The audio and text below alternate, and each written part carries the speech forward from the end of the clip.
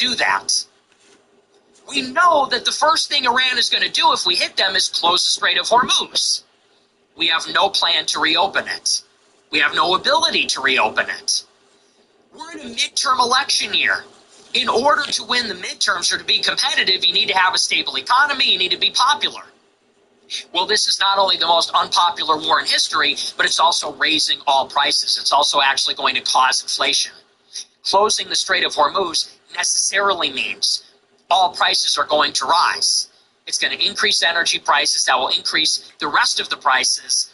And that effect will linger probably for years. And so when you think about all the constraints, there's a logic to all of this. Was none of this considered? Did they not think through any of it? You really have to scratch your head and wonder what exactly was the plan here? What was the goal?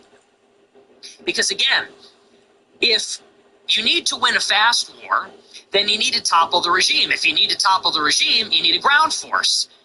We knew that none of that would happen. We knew that we weren't going to topple the regime because we knew we couldn't do it without a ground force, and we knew we didn't have one. We knew they would close the Strait of Hormuz. And if we didn't topple the regime, we knew it would be closed for a prolonged period of time. And if it's closed for a prolonged period of time, there's no way to open it up. You can't destroy every missile in Iran. You can't destroy every mine or mine-laying vessel. And if you can, you can't do it more quickly than they can build new ones.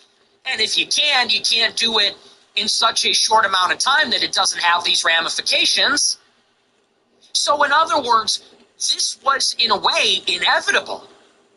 It was inevitable that we would get sucked into a prolonged attritional war that would hurt the economy, that would damage the political prospects of the Republicans. It was inevitable because we knew it wouldn't be fast, because we knew we couldn't topple the regime, because we knew we didn't have a ground force. So what was the logic here? Now, this is the latest from the New York Times about the crisis in the Strait, about how Iran appears to be winning. It says, quote, Iran has begun laying mines in the Strait of Hormuz, according to U.S. officials, an effort that could further complicate U.S. efforts to restart shipping there. While the U.S. military said it had destroyed larger Iranian naval vessels that could be used to quickly lay mines in the Strait, Iran just began using smaller boats for the operation on Thursday. Again, it's like we go in there bombing their navy, bombing the big stuff. This is our weakness. The current capabilities, the current state-of-the-art of warfare actually favors the defensive side because unmanned vessels, unmanned vehicles are cheap and they're easy to make. Drones are cheap and easy to make. Missiles are cheap and mobile and easy to make. So you can be as big and sophisticated and technologically superior as possible. If you can't destroy every single one of these very tiny, very cheap, very robust weapons, you're not going to achieve your objectives. That's the problem. So we destroyed all the frigates. Well, they just started using smaller ships that lay mines, and we can't destroy all of those. It says strikes have hit multiple vessels in the area, some of which Iran claimed responsibility for. On Tuesday, an Iranian deputy foreign minister denied that Iran was mining the strait. In his first remarks since the war broke out, Iran's new supreme leader, Mojtaba Khamenei, said in a written statement on Thursday that the lever of blocking the Strait of Hormuz must continue to be used. The new mining effort is not particularly fast or efficient, but the Iranians appear to be hoping they can lay them faster than the U.S. can clear them, and therefore create a further deterrent for ships moving through the strait. The U.S. military said this week that it had attacked 16 Iranian mine-laying ships. So this is the current state of the conflict. And again, it's a head-scratcher because we knew it would go this way. How? One, we knew all this information going in. Two, it already happened. This is exactly what happened last year in June. Almost exactly. Israel started the war in June of last year without the United States. Unlike this conflict, they launched the war in a surprise attack, and they did it with help from inside of Iran. There were missile and drone strikes from inside the country. against Iran's leadership. Iran was hit with a cyber attack that disabled its eyes and ears, all of its radar, early warning systems, everything like that. And then Israel came in with the Air Force and they bombed the nuclear infrastructure, regime targets, missile platforms, everything. And they did this for 2 weeks. But within days of that initial strike, Iran fixed all of its cyber problems, got their Air Force off the ground, and then Iran started launching these huge waves of ballistic missile attacks, hundreds at a time. And it didn't take long for these ballistic missile waves and drones and cruise missiles to completely overwhelm Iran's defenses. And what we saw in last year's war is that eventually these Iranian missiles were just slamming into Tel Aviv every single day. And if Iran would shoot down 90% of the missiles or 85% of the missiles, well, if you shoot 100 of them, 15 ballistic missiles are going to get through. And they're going to land in these Western, first world developed cities, killing a lot of people and destroying a lot of infrastructure and causing a lot of problems. And it was during that war that Israel was effectively strangled in the same way as the Persian Gulf. And Israeli refugees were fleeing to Cyprus. It's actually a big problem now. And certain Greek islands. And all of the air traffic over Israel was suspended. People couldn't escape the country. And the economy ground to a halt because people were in bunkers for 2 weeks because they were getting slammed with missiles every single day. And that is ultimately why the United States was dragged into that war. Because only the United States could actually finish the job that Israel started. At that time, the U.S. was not being hit. Our bases, our assets, our other allies were not being struck. It was only Israel.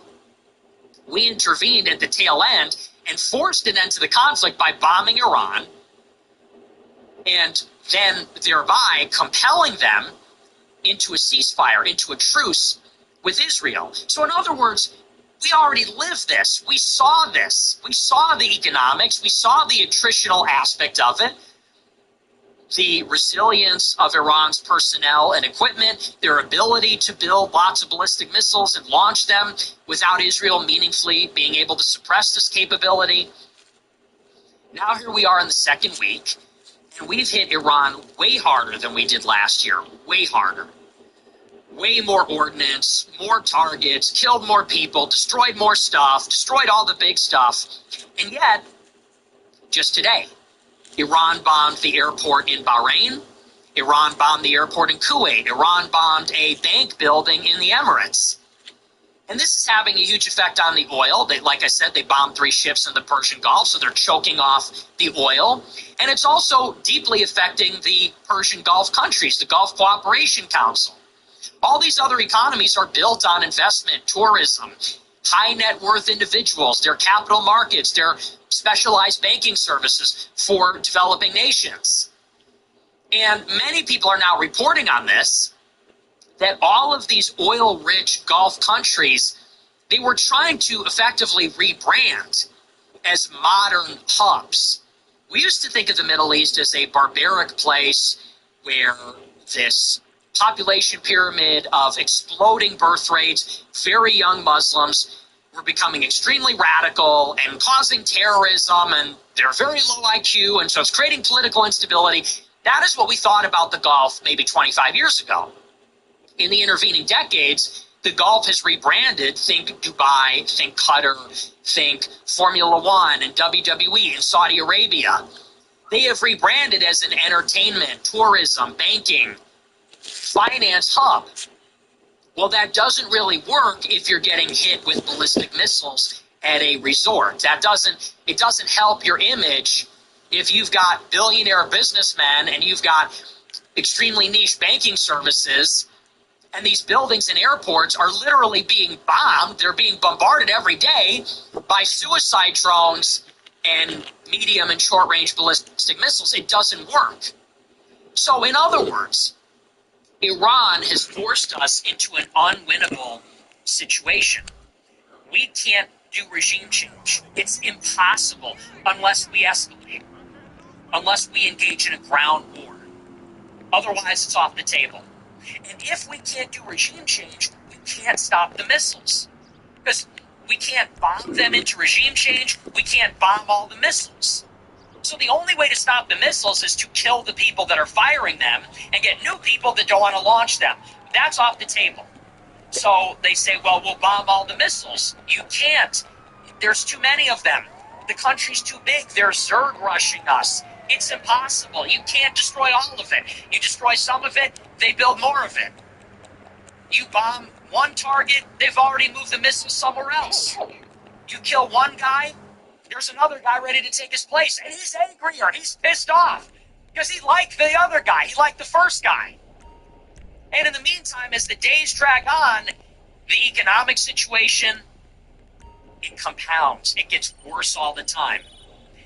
If we can't topple the regime, if we can't stop the missiles, then that means the strait is closed, the energy doesn't flow. The energy doesn't flow, it strangles the global energy market. It increases prices everywhere. It causes panic. And there's a contagion effect. It affects everybody. There's animal spirits involved in this too. Panic sets in. That's why when the Trump administration releases oil from the strategic reserve, it makes the situation worse. You might say, how does increasing the supply of oil make the price of oil higher? Trump unloaded 270 million barrels of oil from the strategic reserves. You would think that would ameliorate the supply shock because we've replaced the supply, so the price should stabilize. It actually causes the opposite effect because Wall Street is watching and Japan is watching and Europe is watching, and what they see is that we have unloaded all the supplies because it's a crisis and there's no end in sight and the pain is acute and is ongoing. So if we release it, we're communicating we have a big problem. So people are going to bet that oil will remain high for the foreseeable future. It drives up the price, actually. In Saudi Arabia and Kuwait, they're cutting production. Their storage is full. So they literally have to shut down the refineries. They have to shut down the oil industry because the oil has nowhere to go. They could start pumping it into these new pipelines they built in the Emirates and the East-West pipeline in Saudi Arabia. But who's to say Iran doesn't bomb that too? So maybe they're worried about using it. They've never used it to its full capacity. And then what's more, all these countries, in addition to the oil crunch and the revenue they're not getting, all these countries are also being strangled because nobody wants to live there right now. Nobody wants to visit there. Nobody's going to invest in their capital markets in the long term because they don't want to have to make a stop over into a city that's being bombed by Iran every single day. So we are in an unwinnable situation. It gets worse all the time, and in particular, it gets bad for Trump because Trump needs to win the election. And so you have this global energy crisis. It's going to cause a global economic crisis. As time drags on, it gets worse, and as time drags on, we get closer to the midterm elections. So what does that mean? It means two things. You're either going to, one, get an escalation. What's the solution? Well, if we can't stop them, because we can't bomb them into regime change, well, what's the obvious next step?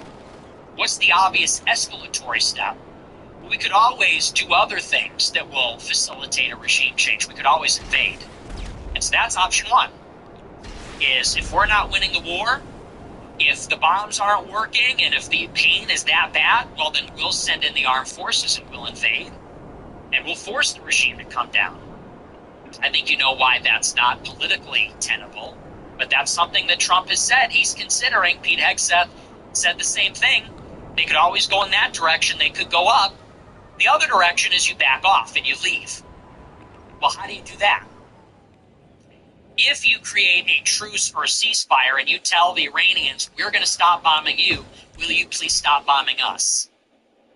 Maybe you bring China in on this. China needs the oil. China's being hurt by the energy crunch. They want to stabilize the Middle East. And China is maybe Iran's most important partner. So maybe the U.S. and China get together at the trade talks in Europe this week, and we tell China that we'll get Israel to back off if China gets Iran to back off, and we could call the quits. We could say it's a truce. We could say it's a ceasefire. Iran will stop bombing the Persian Gulf. They'll stop bombing the Gulf, the GCC countries, and we'll get Israel to stop bombing Iran. The only problem with the de-escalation approach is then how do we do this without losing face? Because in the event that we de-escalate, we need a narrative. Because what we said, again, from the outset is we want regime change, and that's what we want, and that's what we're going to get, because we run the show and we're the number one power. Well, what happens after 2 weeks? We threw everything at them, and they're still standing. Well, now we look like a paper tiger. That message reverberates all around the world. And the message is the U.S. is not as powerful as it thinks it is. Its deterrent credibility is undermined. We made a threat, Iran did not back down, and we couldn't back it up. We signed a check that we couldn't cash. And so now every other country will realize we should adopt the Iran model. We should have a native drone industry. We should buy ballistic missiles. We should buy Iranian drones. Everybody's watching very closely, and they're taking notes about this. Iran, too. Iran itself. They become actually the strategic victor because they thwarted the U.S. objectives, even though they are absolutely weakened, even though they are significantly diminished and vulnerable. In a way, it's a strategic victory because they have reestablished deterrence. The message is communicated that you tried it. You tried to knock us off, and you failed, and it backfired. We defended ourselves. We're still here. You went in for the kill shot, and you missed. The supreme leader is dead. Well, we'll call him a martyr, and we'll appoint his son to pursue vengeance. You bombed our missile launch platforms, well, we bombed your precious oil, and we control the energy trade. We vetoed the global economy. That's what they'll say. We let oil flow to China through the strait unmolested, but we refused your oil. We control the global oil market. We control the global economy. You fuck with us, we put our finger on the button and we shut the whole thing down. You'll think twice next time. That's the message. And it rallies the people to the regime. So if there was any idea in the Western imagination that the Iranian people had this aspiration for liberal democracy and feminism and OnlyFans, and they want to be free of Islamic theocracy, or they don't want sovereignty, well, what effect does this have? If the United States is absolutely bombing the shit out of your country, and your government valiantly and bravely defends your people, well, that increases support for that government.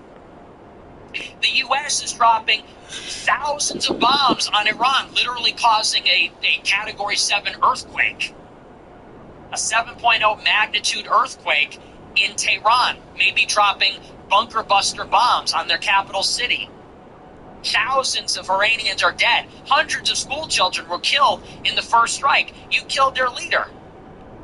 And if Iran defiantly appoints that guy's son and says, he was a martyr, we're pursuing revenge, we're going to defend our nation, and if they succeed, what does that do other than endear people to the regime? What does that do other than actually create a rallying effect? And the population coalesces around the regime. Probably this is the greatest IRGC recruiting ad ever. Whereas Hamas is destroyed, Hezbollah is destroyed, Jordan's a bitch, the Saudis are a bitch, all these countries are a bitch to Israel. I'll just throw in Qatar and the Emirates so you don't think I'm paid off. The Emirates and Qatar are bitches, they're defenseless. Iran stood alone. That's leadership. That's leadership for its neighbors, that's leadership for its people. So that's a strategic victory. How does the United States walk away from the fight without that happening? They can't really. And this is where you enter the latest statements from Trump and Netanyahu. Trump comes out today, or I should say a couple days ago, and he says, we won. He said, we won, we destroyed all their equipment, we destroyed their navy, we killed their leader, so we won. I'm claiming victory, it's over, mission accomplished. That's what we set out to do. Now, obviously, that's a lie. Because what they said is that they want regime change at the beginning. They didn't get it. They didn't get what they wanted. They can't get what they want. So now they're just finessing it.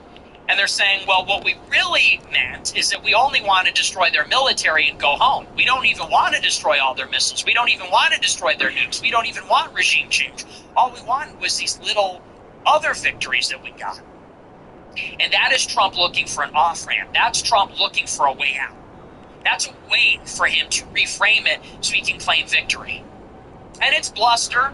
It's obviously fake, but that's something that they need to say. The obvious question, however, and this is what I said a few days ago, is, well, what about Netanyahu?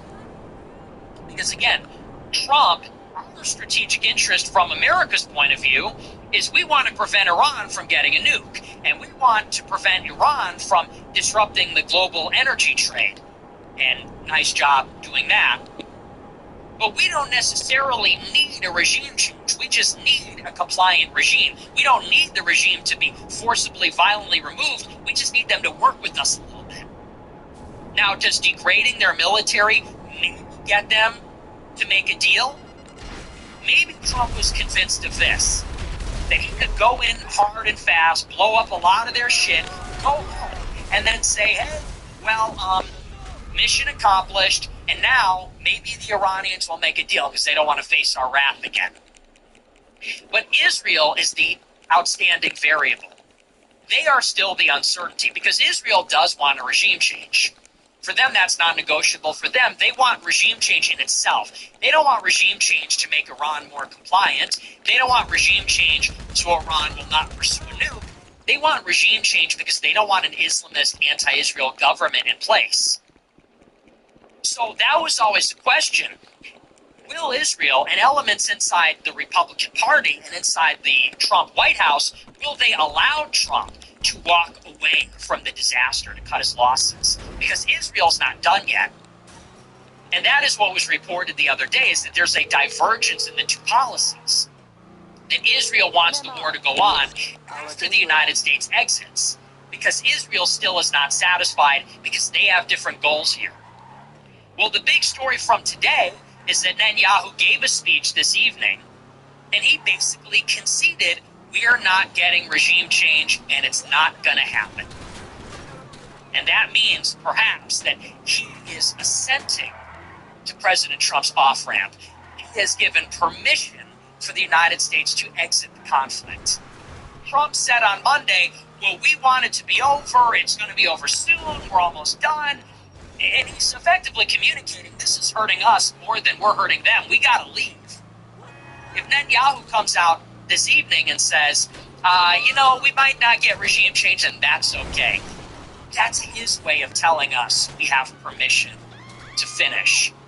And this is from the Times of Israel. It says, quote, Prime Minister Netanyahu admitted on Thursday that he was not certain the Iranian people would bring down the Islamic Republic once Israel and the U.S. create the conditions for them to do so. He said, you can lead someone to water, you cannot make them drink.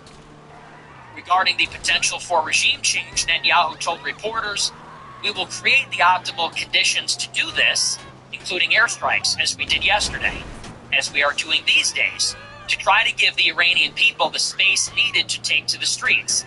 We are delivering crushing blows to the IRGC and the besieged, their street forces, checkpoints, and more is yet to come. Nevertheless, he said, quote, I do not deny it. I cannot say for certain that the Iranian people will bring down the regime. We told them, help is on the way. Well, the help has come and more will follow. We are all hoping for the result of this regime falling. Ultimately, a regime is ousted from within. However the conflict plays out, Netanyahu asserted the Islamic Republic is already weakened. He said it's simply a different Iran. It no longer threatens as it did before. He said it is not the same power, it is not the giant bully that nothing can be done against and that no one can unite against. So he seems to be admitting the same thing that Trump is, which is we're not going to topple the regime. We opened up a window of opportunity for the people, but they're not taking it and they haven't taken it. He says, however, here is our consolation prize. At least we weakened Iran. At least we degraded their capabilities. And now we've demonstrated that Iran is not untouchable. And obviously that is not what they set out to achieve, but that is their way of finessing it and reframing it so that the two countries can claim victory. And so that sounds to me like maybe we will get a truce. Maybe we will get a ceasefire. Maybe peace will break out. I think that one of two things happens. One, you get a false flag. You get an Iranian sleeper cell that does an unbelievable terrorist attack and hundreds or thousands die. It's a mass casualty event. And that galvanizes the American public and the Europeans, and maybe even the Gulf countries, to actually invade Iran, and we're in a multi-year war. That's option number one. And that's how you get your regime change. Option number two, they don't give up on regime change. That's not in the cards. But what they might do is a temporary truce, a temporary ceasefire. We replenish our ammunition. We replenish our munitions stockpiles, weapon systems. Maybe we involve other coalition partners, whether that's the Kurds or the Gulf or the Europeans or somebody else. We get a new coalition together, and then we sow the seeds on the ground for a revolution. CIA, Mossad is active in the country. They're getting anti-government forces organized and mobilized. And then in 2027, you get the once-and-for-all regime change operation. We try it again. I think those are the only two options. I think regime change is inevitable. I think that ultimately Iran is going to go. That's what Israel wants. What Israel wants, Israel gets.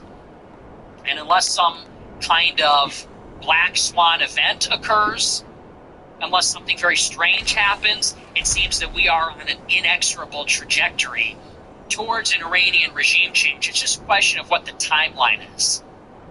Will we get it now or will we get it later? Will we get a ground war with American forces hastily put together in order to save face, not to back down, and we get the regime change now and we're now in a multi-year conflict? Or do we wind it down, we get some space to breathe, chance to catch our breath, and then we go back in a year after we've made additional preparations and maybe we get a better opportunity?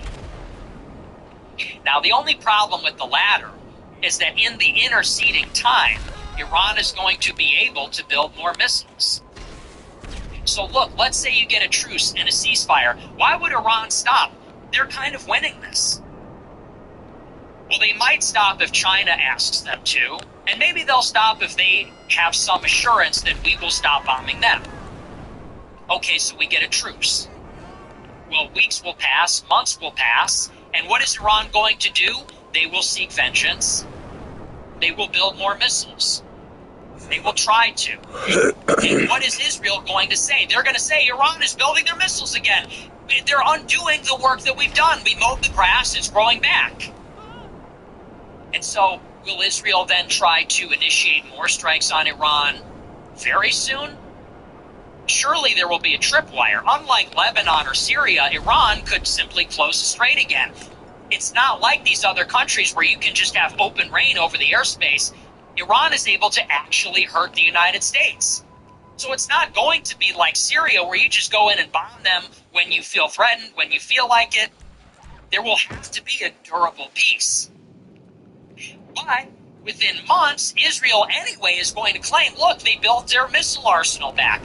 Think about it. The midterms are in November. Could you foresee that in 8 months, Israel will say, Iran has had 8 months. If you do the math, that means they built 2,500 more missiles, and they're all pointed at Saudi Arabia and Israel and Al Udeid and Erbil and all the other bases. They're going to ask for another war again, because this is what we're involved in. It's like I said last year. You bomb Iran once, you're in it for good. You've been drawn in. You've bought it. You have skin in the game now. By hitting Iran once, it makes negotiations that much less likely.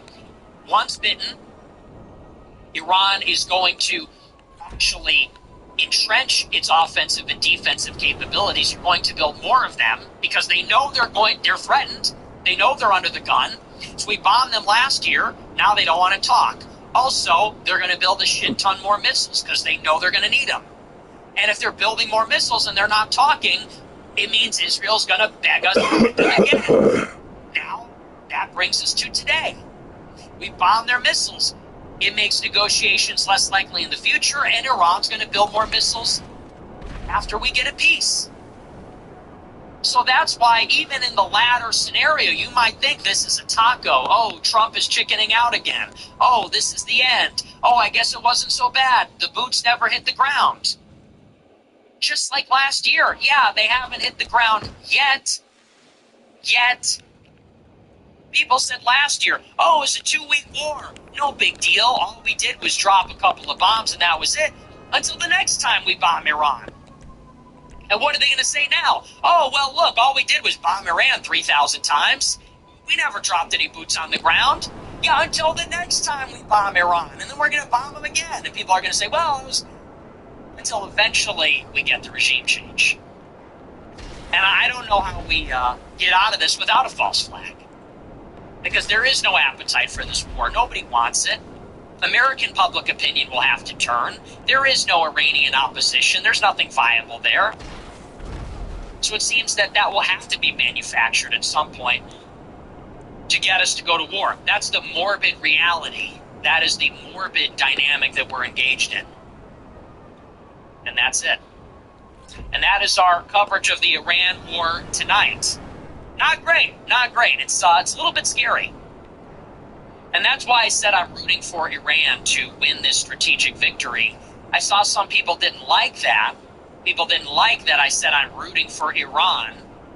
Let me tell you why I'm rooting for Iran. Some people say, well, I can understand being against Israel, but being in favor of Iran? I used to be like you. I used to think that way. People say, well, they still chant death to America. They're still our enemy. I used to think that too. I'll be precise and specific. Why do I want Iran to hang on here? It's not because I like their Islamic government. I don't care for it. It's not because I'm pro-Iranian. I'm not Persian. I have no affinity with this country at all. The reason why Iran must remain is because the real threat to America is from Israel. It's not crazy.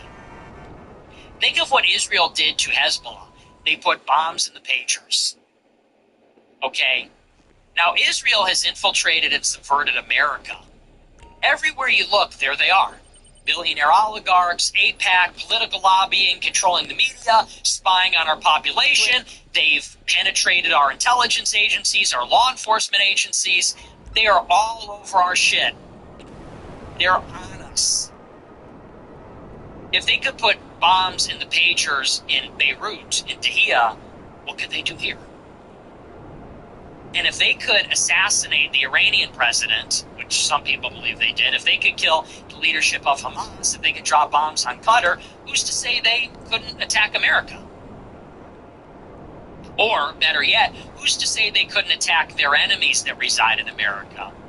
Like a Tucker Carlson, like an American president that doesn't go their way. Like any government official that doesn't go their way. Israel has 300 nuclear bombs. They are a nuclear-armed state. They want to expand their territory. They've penetrated and infiltrated the highest levels of American society. And if they have no rivals in the Middle East, there's no check on their power. The capital of global Jewry moves from New York City to Jerusalem, to Tel Aviv, to Israel. And the balance of power shifts away from the United States towards the middle. The leverage that they will have over the Strait of Hormuz, over the Red Sea, over the Indian Ocean, over the Bosporus Strait, over the land and sea routes that connect Asia, Europe, and Africa, the Indo-Pacific and Europe, the United States and these other countries. It will be unprecedented. They're the hegemon in the Middle East. They're a global power. All that oil, all that natural gas, all those data centers, all the capital that is flowing into those sovereign wealth funds, all the capital that is flown into those markets in Dubai, in Qatar, all these countries, these are facilities where money is pouring in. All the raw materials there. The aluminum, the copper, the fertilizer, the LNG, the oil, all that stuff, all under Israel's jurisdiction, all under their control. They become a global power. It's not insane to think that down the line in 25 years, you get an American government that is a complete suzerain to Jerusalem, where the American elites actually do answer to Israel completely, because if they don't, they'll be killed. If the Ayatollah isn't safe, is the American president? The Ayatollah is underground in a country fortified by missiles. They have a nuclear hedge. Is our country safe? What if Israel runs ChatGPT and ChatGPT is integrated into the U.S. military? Because ChatGPT, its brains are in Israel. And who is going to be our AI czar? Alex Karp was just named. The guy's an Israel partisan. Alex Karp, head of Palantir, flew over there with the whole board after October 7th to give them all the Palantir systems, all the Palantir operating system. He's going to be the AI czar. Sam Altman, another pro-Israel Jew, he is going to be running the U.S. military's AI because Anthropic wouldn't do it. Now ChatGPT is going to do it, and it's got its key stuff in Israel also. Everybody in Silicon Valley, for that matter, is tied to Israel. Sean McGuire at Sequoia, the largest venture capital firm in Silicon Valley, he's in bed with them also. So is Joe Lonsdale at the Founders Fund. He's an Israeli partisan. He's getting tefillin wrapped in fucking Israel. That's Peter Thiel's guy. Peter Thiel's Founders Fund, it's run by Lonsdale. Stanford Review, Peter Thiel founded, it was edited by Lonsdale. And Lonsdale's an Israel partisan, just like McGuire, just like Alex Karp, just like all these people that are running tech, which is increasingly in bed with defense. Tech is in bed with defense. Drones, AI, cyber systems, even the rocket ships. It's all in bed now with the U.S. military. And if Israel has infiltrated the tech companies through Unit 8200, which they did, then they've also infiltrated our military. And if they could pull off a daring operation like a bomb and a pager, very primitive, for Hezbollah in Beirut, what could they do here? What could they put in our software in the United States? Or the hardware? What could they do to an American? If they could touch the Ayatollah, can they touch the U.S. president? If they can touch the leader of Hezbollah, Hamas, can they touch a dissenting member of the U.S. elite? So that is actually the number one threat, that a fifth column in the United States will have a nuclear-armed regional hegemon backing them up in the Middle East as a base of operations. That's the bigger threat. So I want Iran to exist as a big counterweight to Israel. That is in our interest. Just like we want balance elsewhere, we're trying to balance India and China. We're trying to, in a way, maybe, balance Europe and Russia. We want to balance Israel and Iran. We want to balance Israel and this Islamic alliance. Maybe that's a good idea. Get Turkey, Saudi Arabia, Pakistan, and Iran as one big coalition, and maybe they hold Israel in check. So some people say, well, I don't care. I say I don't care if the mullahs die. Well, I fucking do. Because I want the mullahs on the front line. I don't want me to be on the front line. They're on the front line fighting our war, actually. Do you want to know why Israel isn't dropping bombs on you? It's not your turn yet. Okay, in the 70s, they were hunting down the Nazi remnant from the Nazi regime. They were in South America, Mossad, Israeli intelligence. They were tracking down all the Nazi collaborators to haul them to Israel for a trial. And now, and it was Egypt that stood in their way, and they destroyed Egypt. And it was Syria that stood in their way, and it was Iraq, and it was the Palestinians, and now it's Iran. And what happens when America stands in their way? Well, they'll do it to you too. I want Iran, I want Iran to fight them over there so we don't have to fight them over here. I want Iran to fight the Israelis over there so we don't have to fight their fifth column in the United States. I want Israel to be weaker. So, I saw some people didn't really get that. They said, oh, he's rooting against America. America's controlled by Israel. I'm rooting for America. But right now, Iran is fighting for America more than America's fighting for America. America's fighting for Israel. Iran is fighting for Iran. But by fighting against Israel, Iran is indirectly fighting for us. So I pray for the martyrs. I pray for the martyrs. in Iran. I pray for their martyred Ayatollah. I pray for their martyred IRGC, because they're fighting the war that we are not, that we will not. Who are we fighting this war for? They're not even hiding it. We're fighting it for Israel. I don't blame Iran. I don't blame them even a little bit. Not even a little bit. It's tragic what is happening. All loss of life is tragic. And obviously I pray for the dead Americans that have been killed by this. But who is responsible for the dead Americans? It is the decision makers that betrayed us to a foreign nation and sent American citizens to fight and die, to kill and be killed on behalf of a foreign nation. That's who bears the responsibility. Who bears the responsibility for American lives? The commander-in-chief of the armed forces that sends them into harm's way, and better only be doing it if it's in the interest of the United States of America. Who's responsible for any American dying? Well, their representative, their sovereign, their head of state, their leader, whose job it is to protect the homeland, ensure domestic tranquility, protect against enemies, foreign and domestic. It's our president that needs to be looking out for us, not Iran, not Israel. Who launched a war that we knew we couldn't finish, that we knew would bear casualties, that has no tangible, conceivable benefit for Americans? It was President Trump on behalf of Israel. I don't blame Iran. I don't hold Iran responsible. Iran is not my enemy. I don't want to fight Iran. I don't want to die in Iran. You say Iran is our enemy. Why? They have a different religion? Why is Iran my enemy? Because they oppress their own people? I don't live in Iran. I'm not an Iranian. That's their problem. They're not my problem. They're not killing me. I have a greater risk of dying on the highway because an Indian has a CDL. I have a greater risk of dying because a black person driving on the shoulder and cops can't chase him anymore. I'm at greater risk of dying on American public transit than I am because the Iranians went to war with me. We have real problems in this country, real problems that our leadership won't solve.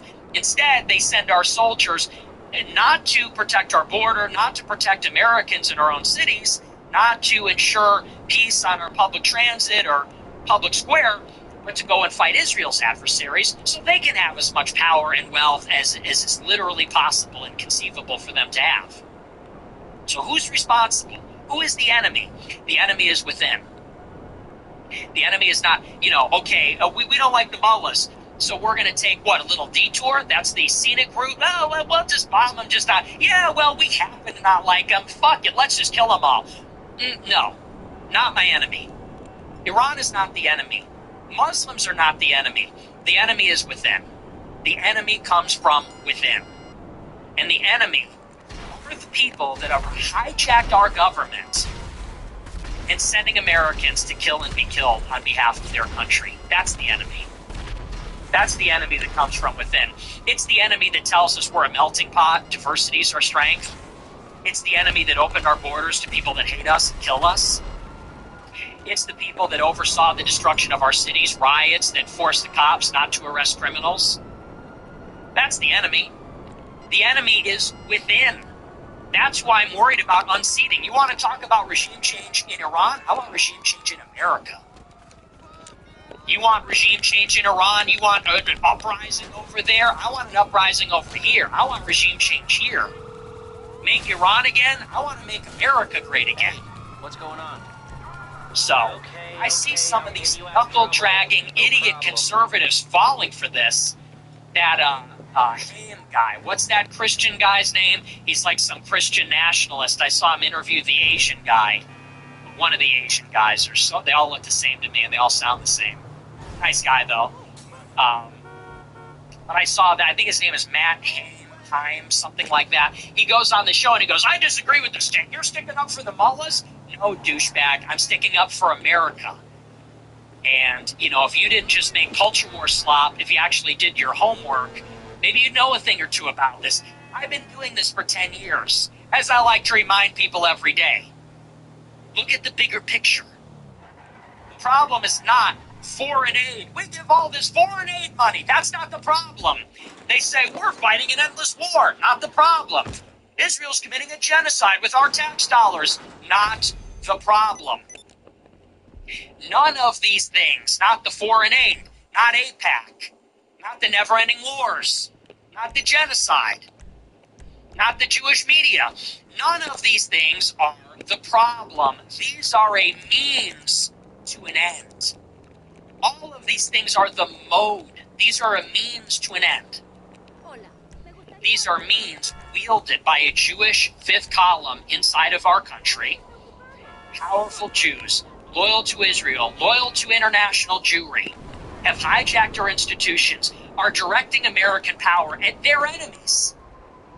Hezbollah, Hamas, Assad, the Houthis, Iran, the Shiite militias in Iraq, the IRGC, directed American power at their enemies to degrade them, to destroy them, to pave the way for an Israeli empire, which is meant to be the seat of a global Jewish empire.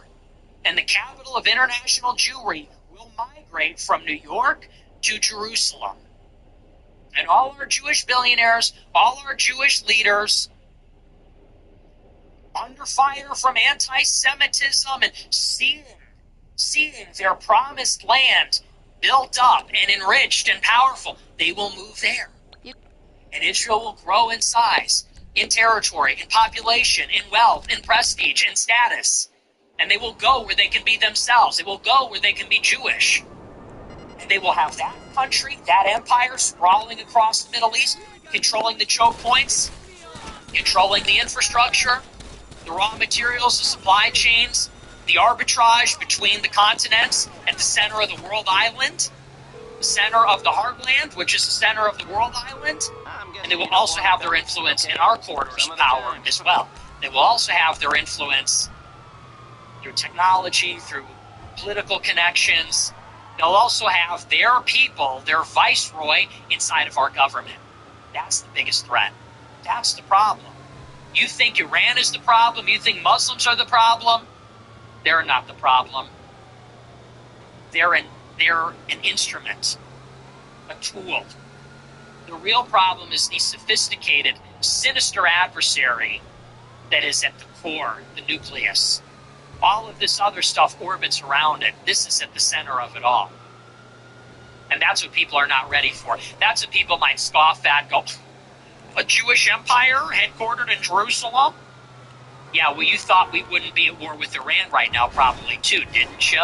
You didn't think they would use October 7th as a rolling justification to overthrow Assad and invade Lebanon and get us to bomb the Houthis for a year and then ultimately get us into a ground war in Iran, which we're inevitably headed towards. You thought that too, didn't you? I'm sure they would have scoffed 50 years ago if you told them it would have went this far when Israel's trading land for peace and making a deal with the Egyptians. You probably would have scoffed back then if you were alive. So that is the big picture. That's what people are not maybe ready for, willing to grapple with. But that is the new century. When the Israelis said we're going to reset the regional order 50 years, that's what they meant. They meant everything is about to fundamentally change, and it is. And that is even what Netanyahu said today. In his speech, Netanyahu said, we will first become a regional power, and then that will make us a global power. That's obviously the goal by taking out Iran. He said, our Messiah won't come back next week. What he means, he's coming back soon. And they're working toward that goal. That's why, as Tucker pointed out, they're wearing a Greater Israel patch on their arm. Because it is about expanding Israeli territory, pushing their enemies geographically further back, and that means pushing them out of the West Bank and Gaza, pushing them out of the Sinai, pushing them out of the territory south of the Litani, maybe pushing into Jordan. And then once they create that buffer zone and destroy all their enemies' militaries, then they can begin work on the temple, the seat of the lawless man. That's the goal. That's obvious, isn't it?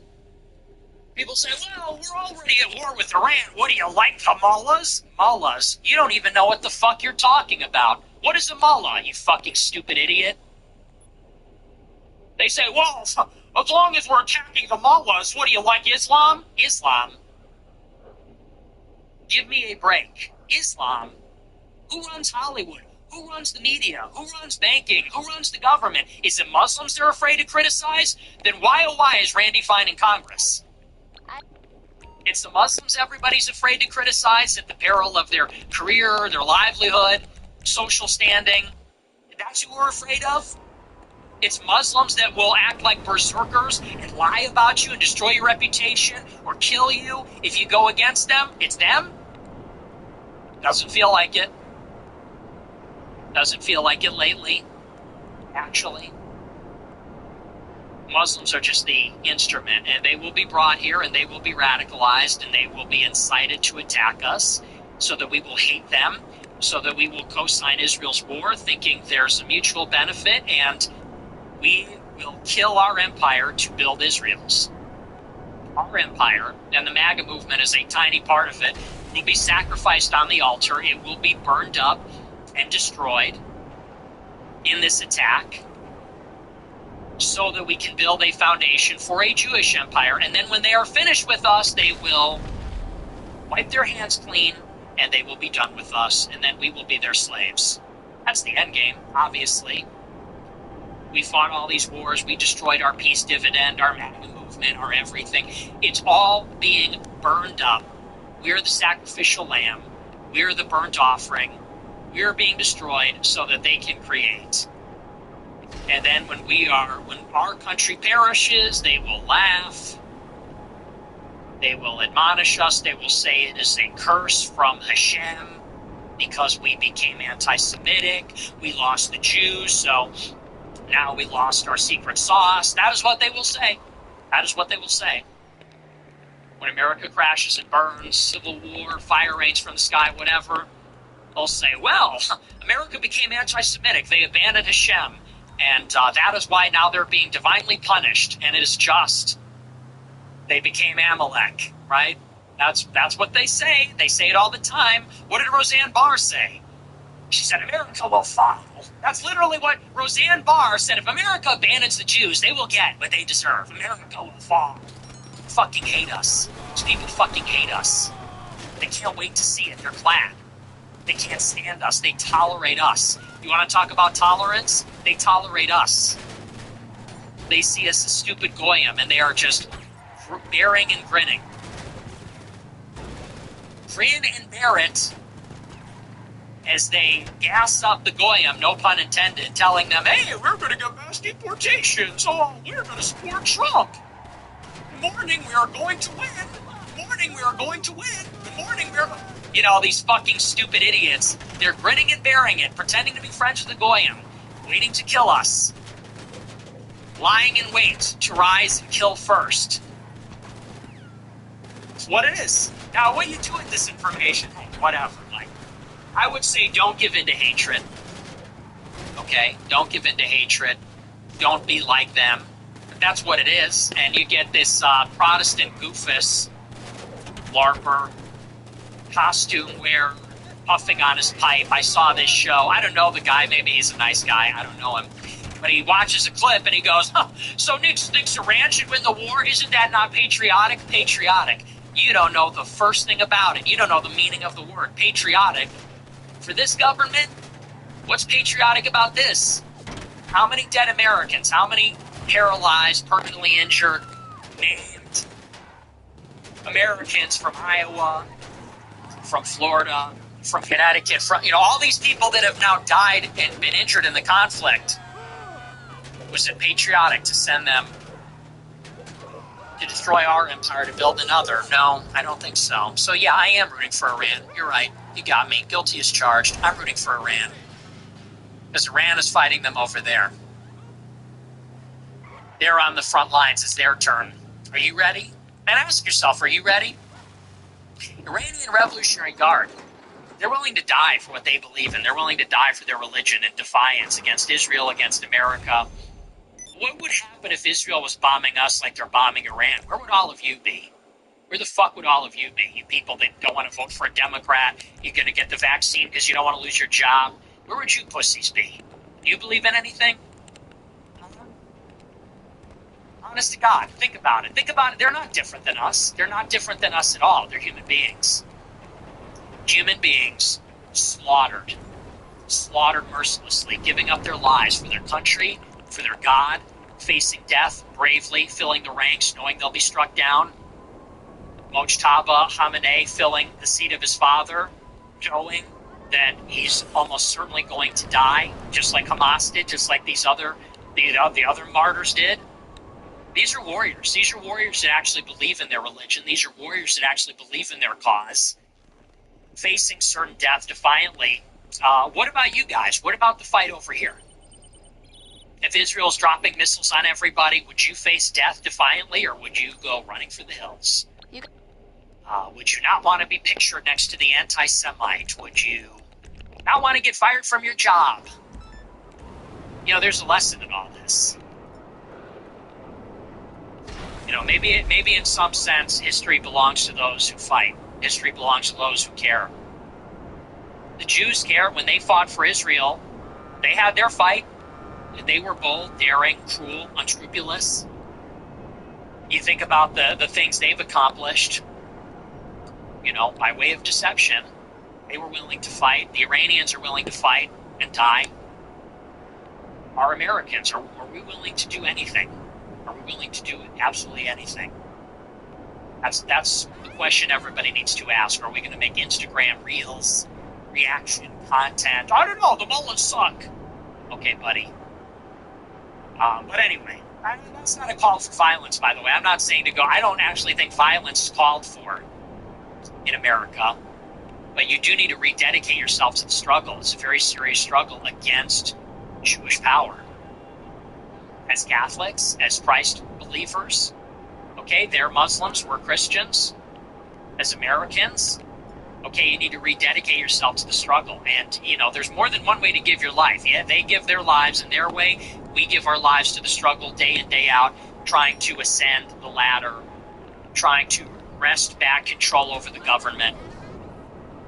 And it's important. I think the greatest peril is that we become too much like the enemy. That might be the greatest peril. That might actually accelerate our defeat. And by that, I mean if we turn to hatred and violence, and even if let's say we appoint some brutal dictator and that guy goes to war with Israel, I don't know that that's going to work.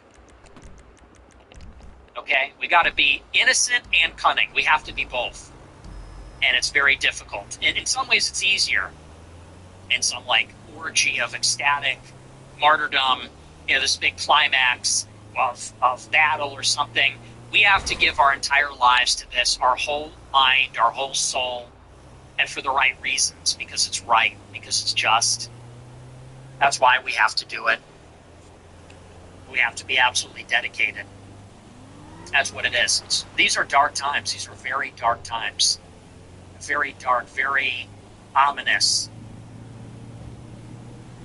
And nobody feels good about it. So, time to get a little bit serious. No, the mullahs are not the problem. If I hear you talking about Islam, you are a fucking goy. Or you're a Jew.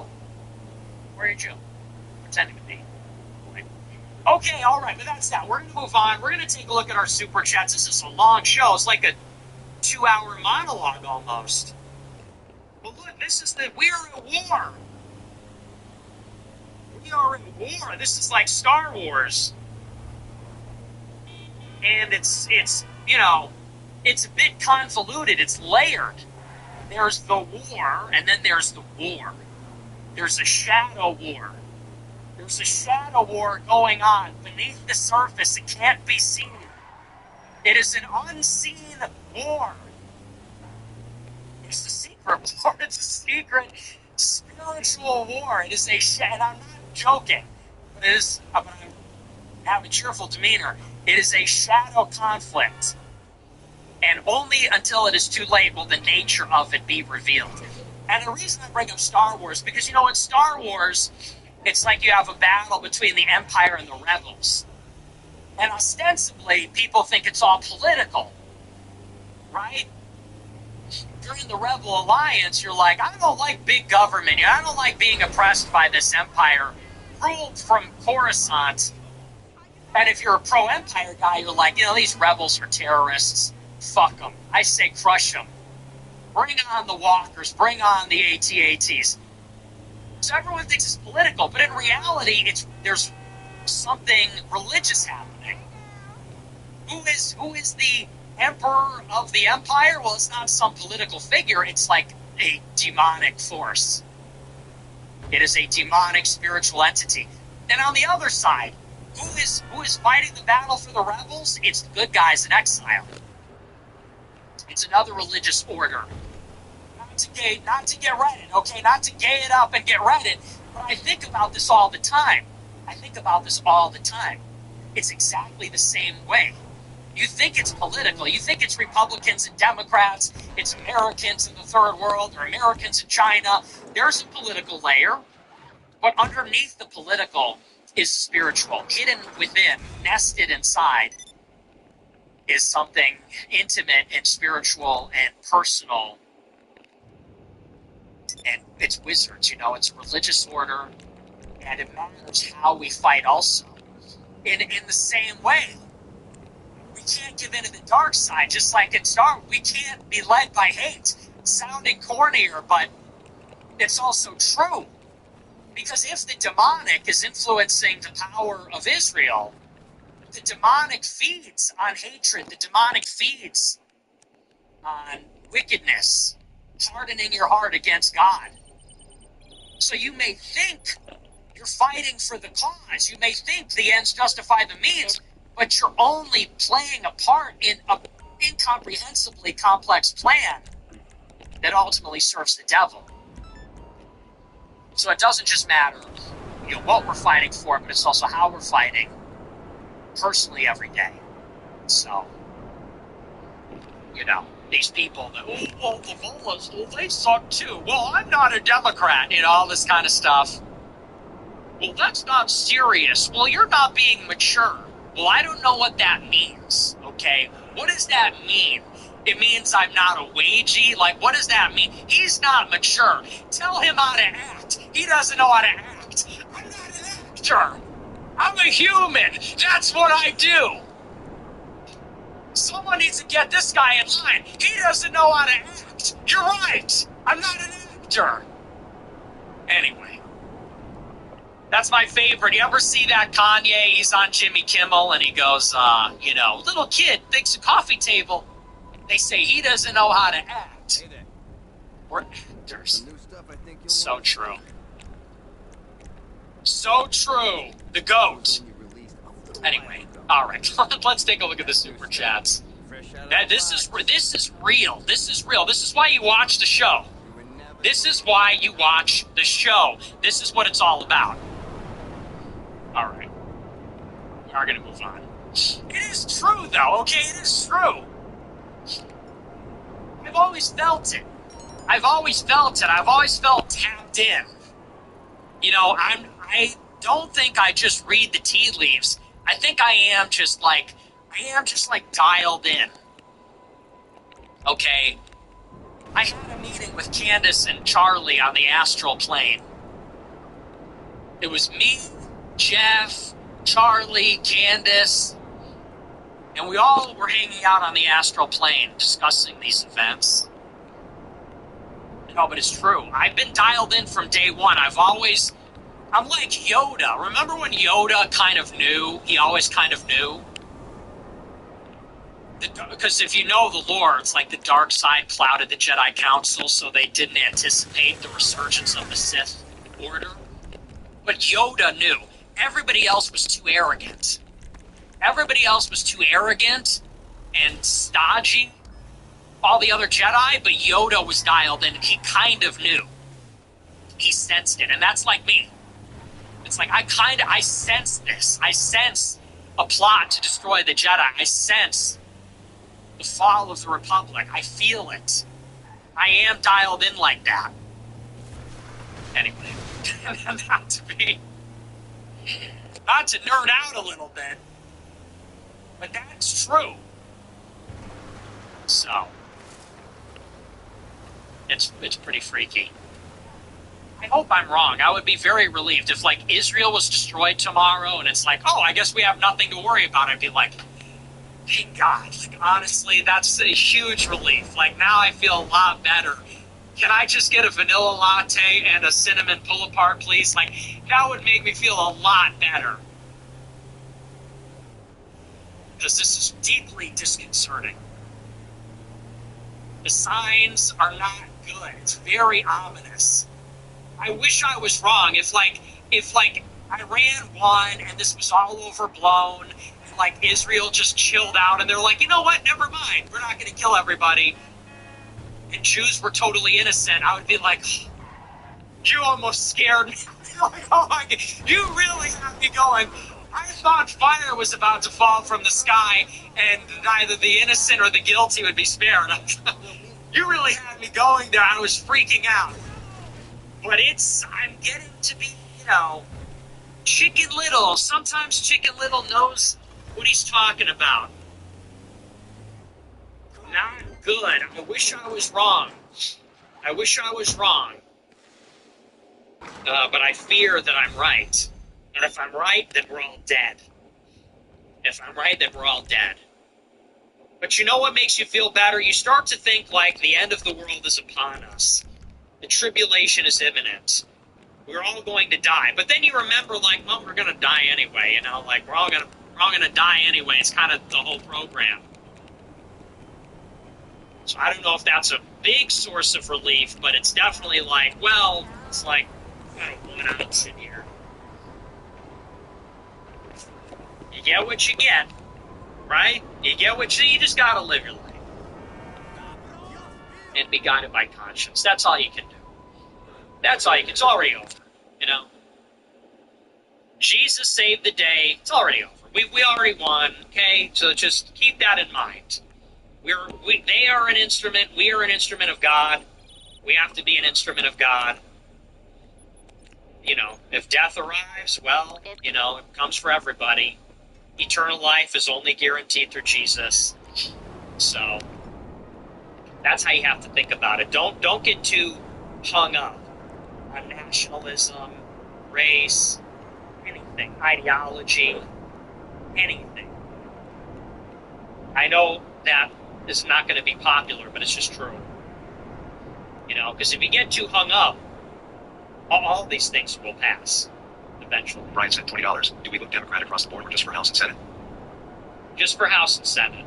Just for the House, actually. You can vote Republican for the Senate, just for the House. Do said $20. Just watch the Nuremberg movie. Do you think they'll ever do a movie about the Kessler affair? Maybe an HBO miniseries? Yeah, maybe. Said $25. Hello again, Mr. You could be my grandson. I knew it wasn't back when J.D. Vance, Marco Rubio, Mark Levin, and Ben Shapiro decided to so true. I'm very concerned that this Iran war has ruined the U.S. So it has. You're absolutely right. And I feel the same way. And I don't know how everybody else didn't feel the same way, too. How are you an OG MAGA and you see Shapiro, Levin, Lindsey Graham, Shapiro, Vance, all these people, I think I said Shapiro twice, all these people join in, you're still on board? Clearly something went wrong. Cheesy Sack said $20. Did you hear that the COVID vaccine might have Epstein's DNA in it? If actually true, everything would start to make sense. Do you really believe that? Honestly. I know you're saying that. Do you actually believe that? Because if you really believe that, then I don't know, man. I got a war in the Middle East. 67 Irish stocks at $50. Yeah, but voting Democrat is just too much. Too much. Bro, they're holding a hot pair of sisters that are nuts, and I'm starting to get a little nervous, so I need you to pay attention. Who's doing that? The Democrats? America first, bro. I said $25. Venezuela, then Iran. Regime change in Russia sounds pretty good. All jokes aside, where would you want the next IPAC to be? The next APAC? What is it? Dr. Curious said $10. Plaza destroy a MAGA boomer in a debate so we can send it to our father-in-laws. Do I just need to take the boomer black pill? Maybe I will. Well, let me debate Steven Crowder. I want to debate somebody. I need to debate somebody about this. Someone that's more pro-Trump than me. But I think Steven Crowder feels similarly. He's obviously more in favor, more tolerant of this administration. But he's been okay, actually. I don't know who I would debate. Give me somebody big. America only said Pause. $5. How will the GOP know we voted down due to them not being far enough right, as opposed to them being more moderate? It doesn't matter. That's about the effect, dumbass. It's not about, we don't need them to know it.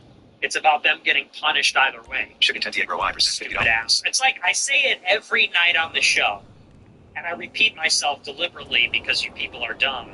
I say the same shit over and over and over every night, and you still are like, wait, how are they going to know we did it for this reason? The point is that they will be hurt by it. It doesn't matter if they know or Michigan not. 10 I percent $50. Where I live, whites are only about 30% of the population. It's depressing. Assimilation is a myth. Yeah, that's true. Jerry A. Davis said $50. John Kiriakou only blew up once he got lean. Is that true? I don't know his. I don't know the lore. Sean Vance is objectively ugly. Roy percent $20. You have to be severely demented as a white dude to fall in love with and rape in India. JD willingly has sex with that thing. Rape Faith Maryland, get HPV. Hey, come on. Stop. $20. Oh, fellow pro-members, let's get organized and let's get buttoned. Lana Del Rey $20. I promised myself that I would never vote for a Democrat, but you made a great case. Me and all my niggas voting Democrat in 2026. Anyone who doesn't is a pussy who isn't willing to do whatever it takes to win. Also, That's a huge sign of true. disloyalty. Is Faith Maryland or Indian? That's so true. If you don't vote Democrat, you are disloyal and a pussy. You are a disloyal pussy.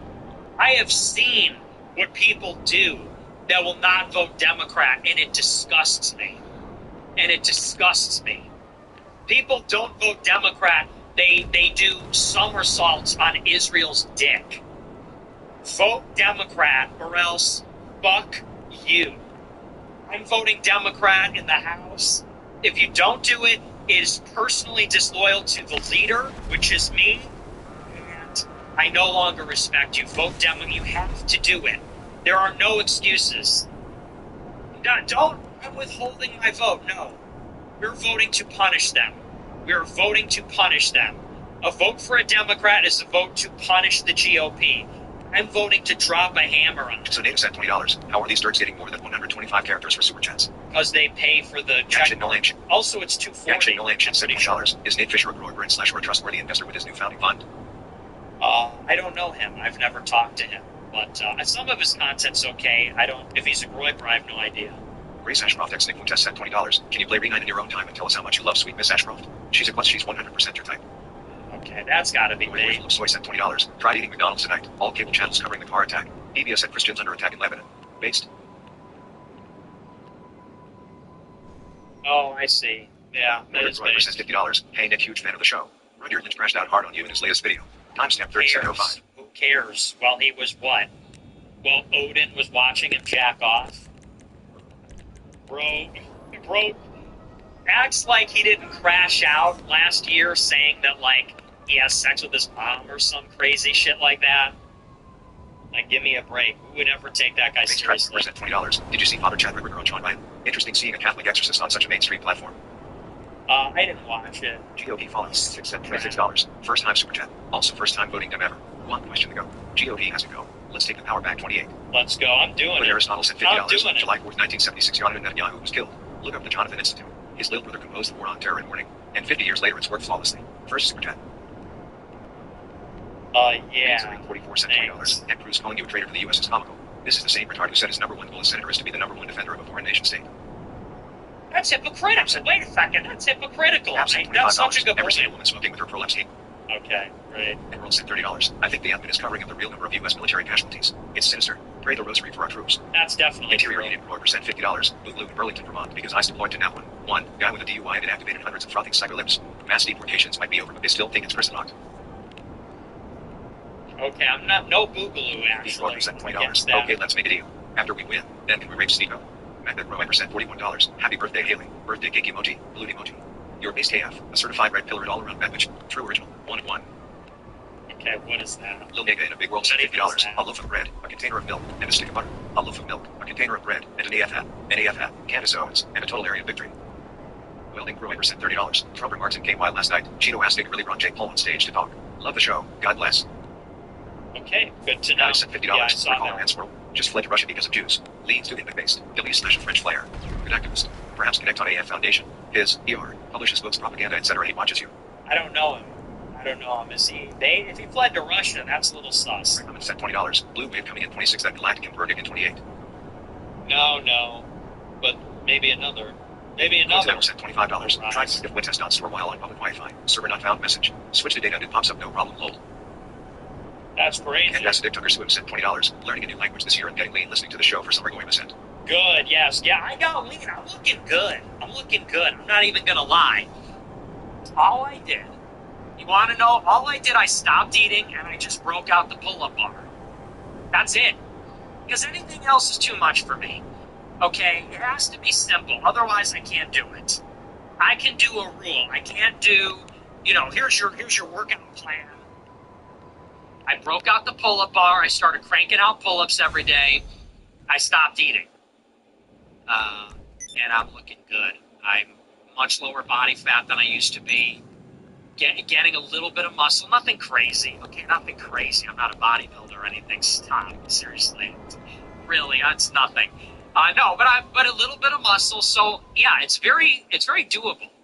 I always thought it would be harder than it is, but it's that when I was younger, I thought, oh my gosh, I'm going to grow old and get fat. I'm going to be gross.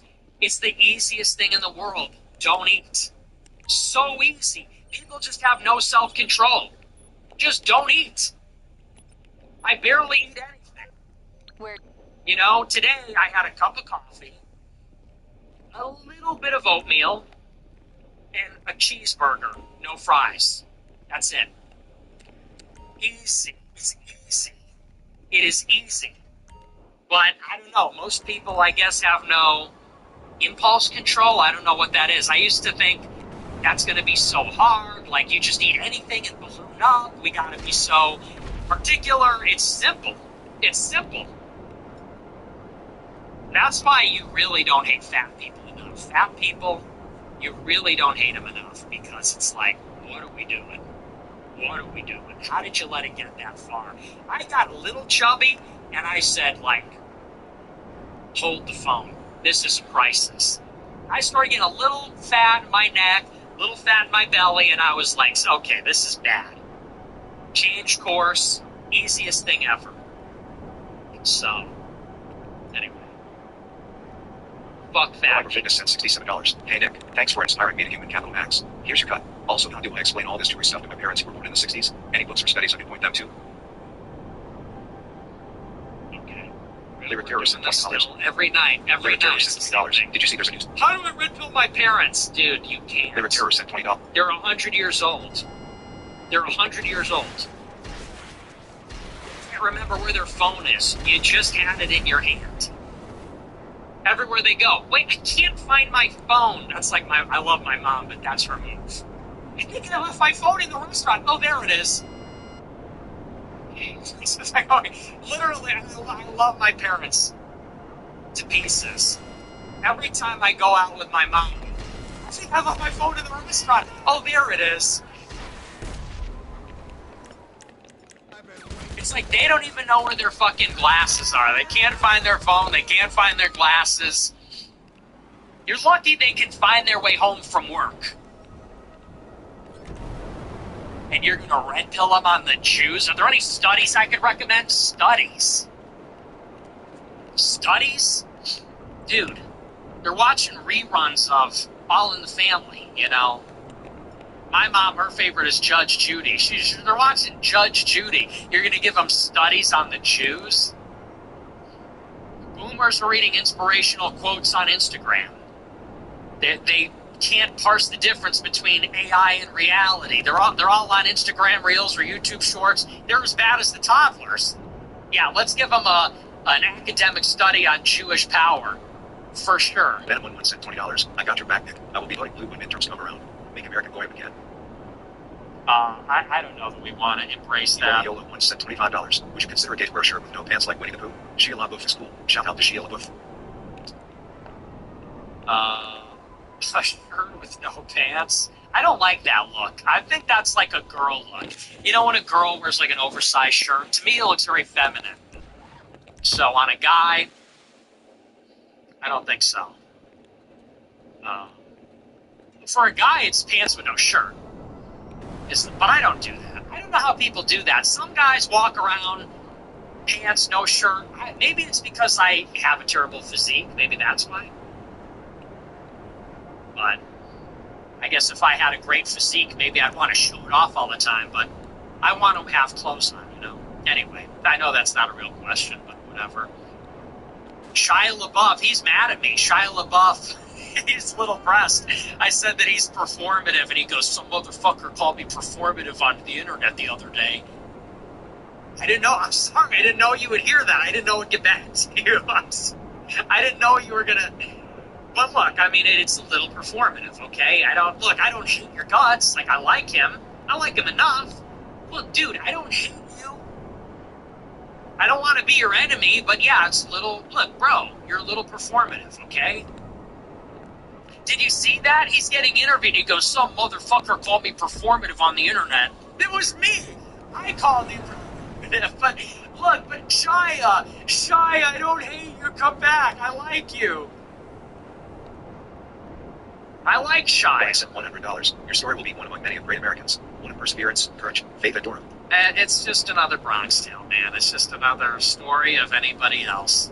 But I appreciate the big super chat. Two Thank sent you. $20. Trump retreats from Minneapolis. Trump kicks hornet's nest in Iran. Muslims respond with terrorism in the U.S. Public starts begging Trump to resume deportations. Potential unintended benefit. Iran first. That can't be. Yeah, you can't be serious. Can't be serious. Actually, this is how we get. Yeah, no, kill This yourself. was alien sent $21. Immediately. An ISIS attack on USA now during Iran. Immediately. Time ISIS considers Shia Muslims apostates and Iran is now. Yeah, that wouldn't make sense. It'll be an Iranian thing. Where Reuters sent $20. Russian will license for 30 days. This whole thing is such a clusterfuck. That's hilarious. Shuttle agent Phil Lamont sent Injected $20. into my veins. Counter-revolutionaries in USA by definition defend the SOC. Whether open or subversive, all defend the war. Many deny Christ. Oh, yeah, I agree. Random viewer sent $20. Happy Friday. Thanks. Yeah, TGIF, man. Thank God. Kate Hikes 109 sent Looking for the $20. weekend. Live greater than 6'6". Hot This is take. America Yeah, first sent everyone agrees. $150. Hey, Nick, love you and great show tonight as always. Is there somewhere you allow us to reach out for business inquiries? I'm in the printing business and we can get some fiery AF tapestries going. And we can even do stages, banners, and backdrops for events too. Enjoy the rest of your night, gang. Saluting face emoji. Frog emoji. Yeah, I posted the intern form on my Telegram. If you fill that out, we'll get back to you. But I appreciate the big super chat. Yeah, shoot us a message on. Go to Telegram, t.me/Nick J. Fuentes. Scroll up and send me a Jojo message sent there. $50. Professor Jack continued his generational run on Piers Morgan today, saying America's economic collapse means young men won't be able to afford OnlyFans anymore, which could lead to revolution in the streets. Well, OnlyFans will always be affordable, I think, right? I don't agree with that. And there's porn is free, is it not? I mean, not that I know anything about it. But like, isn't porn free? That doesn't even make any sense. What are you talking about? You know, since when? That's just insane. I mean, you could argue that, like, if people got hungry, there might be a revolution, but I don't know. I feel like that's maybe the most affordable thing. Dog X Wolf 17 sent $20. My dad might be cooked. Bro was tweeting when I was playing in the car talking about how the US bombing Iran because of China and that Iraq actually did have WMDs back in 03. Actual Islam. Trying face emoji.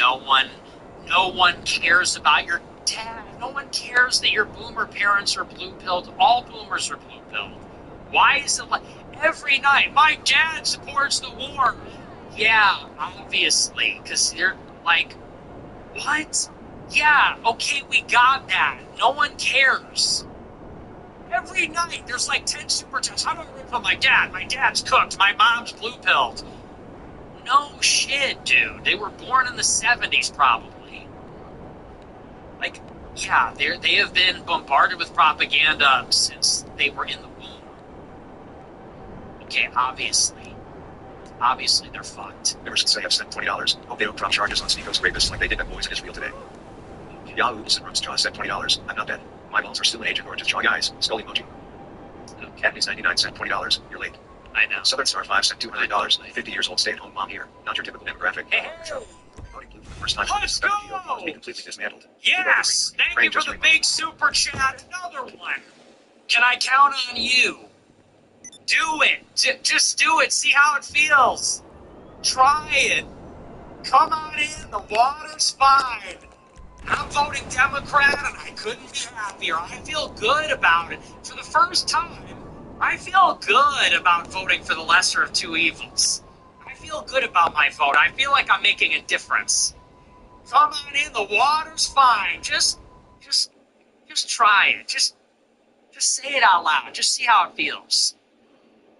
It's not gonna hurt. It's not gonna hurt, I promise. Just try it. No, another one. Another Democrat voter. The GOP will be destroyed. God willing. God willing, the GOP will be utterly destroyed. It will not recover. All the president's men will not be able to put it back together. So, hey, I appreciate the big super chat. You know, we love the moms, not the typical demographic. Come on now. Anti-Semitic at sent $20. We love moms. Seems like Jimmy didn't do his research yet because apart from them saying they want really already debunked stuff and saying you're voting for Kamala as a correction, most telling was when he said he doesn't do his research before interviewing someone. Maybe because he doesn't interview people. Incompetent old Oh, I love that. I love that. Yeah, he needed to do the research. He doesn't do research. Aaron sent $25. Wishing you the best. What are you currently reading? None of your business. Sent $20. If the left wins, they start an AI-controlled grid like China. There will be no chance to fight back politically or otherwise. We will be lost like the UK, crush the GOP in 26 and rebuild in 28 with Jubio. If the left, shut the fuck Luke up. sent $20. Love the show. Also W's in the chat for growing moms. We want a fascist to win in 28. I want Democrats to have oversight. That's it. Okay, stupid? You don't really even seem to get what we're doing. I'm not reading any more of your super chats because you are an idiot. If the left wins, then they create a social credit AI grid. Hey, slow your roll, dumbass. I'm saying give them the house. Dummy. So that's just... Zargax Wolf 17 sent $50. Berlin Hollyham is right, Nick. You can't let the left win. Just trust the plan. First time rage baiting PLS React. Bobby sent $69. Just finish your 10-part series with Joel Webben. That was definitely one of my favorite reviews you've done thus far that I've seen anyways. Great job and God bless. Thanks a lot. I'm glad you liked it. It was a lot of work. He put me to work. We did 10 interviews in 2 days. 10 hours of content in 2 days was brutal. Because I'm lazy. I'm honest. I hate working. I'm a Leo. I'm such a Leo. I hate working. And I'm very ADHD. Now, I can buckle in if I need to, but I don't like to. I don't like it. And I can't do it. 2 days is about as long as I was going to be able to, because that's so not my style. You know? That's not me. It isn't me. Roy Pet for God sent $50. The waterline test referenced 2 weeks ago is a spatial skill set. Women are notoriously bad at spatial skills. I don't understand why. Love you, Nick. Because their brains are smaller. Because their brains are smaller and they're dumber. Obviously, that's why. But thank you. I appreciate it. The largest buyer of tariff rebate claims. Cantor Fitzgerald, the firm formerly run by Howard Lutnick and now led by his two sons. Golden Age. Golden Age. Beaver Tallis sent $25. Renames DoD to Dow. Proceeds to deny engaging in war. How does another rebrand to Department of Excursion sound? Okay. It's not Hunts 988 sent $50. Hey Nick, I sent in super chats talking random horseshit. Meaningless. But really, I appreciate the assessments. You are the only one I contribute to. Just pancakes, bud. You are shooting an STRA. Thanks. Thanks, bud. Thanks, bud. Thanks, little guy. Thanks, little man. Wow. I almost didn't see you. You're so small. Thanks, little buddy. I'm teasing you. Don't say bud. Very patronizing. Very patronizing. Bud? What is that? I'm your leader. Bud? I'm not bud. I'm kidding a little bit, but I unironically hate it when people call me bud. I have this one friend that does it all the time. I don't know if he still watches my show, so I hope this doesn't get back to me. Or him, I guess. But I have one friend that always calls me bud, and it makes me want to light myself on fire. Like, it makes me want to spontaneously combust. It's just like the most patronizing thing. I'm like, I'm not Bud, okay? I'm not Bud, alright? So, yeah, love that. Love that. I'm kidding a little bit with you, but yes, I do have a friend. He's like, how's it going, Bud? He means it in a friendly way, but it's like, what is that? Why call me that? Why call me that? Sent $20. You are right on immigration. It will become like anti-abortion. Advocated to the Supreme Court after 60 years only once the situation becomes dire and ultimately delegated to states that want ICE. I would go that JPAC 44 sent $20. You are the worst person to advertise paying for the $100 a month club. You make it sound like a bunch of pygmies. Well, who do you think is going to pay $100 a month to, like, talk to a nigga? Talk to a nigga. Talk to a nigga? Yeah, well, look, there's a lot of great people, too. You're there for me. Let's just cut the crap. You're there for me. Keep Roy percent $20. Dear Lord, please protect us from the going. In your name we pray. Amen to women. Okay. No, you moron sent $20. Greetings and salutations. Yeah. Roll sent $20. Your Holly-Hand impersonation is too good. I just tried to imitate an idiot. Jimmy Rowan sent $50. Can you wish our boy WB a happy birthday? He's a Catholic wife. He joined the army to die for Israel, but he outdrinks 6F. Should he get out of his contract or stay in as an undercover broiler?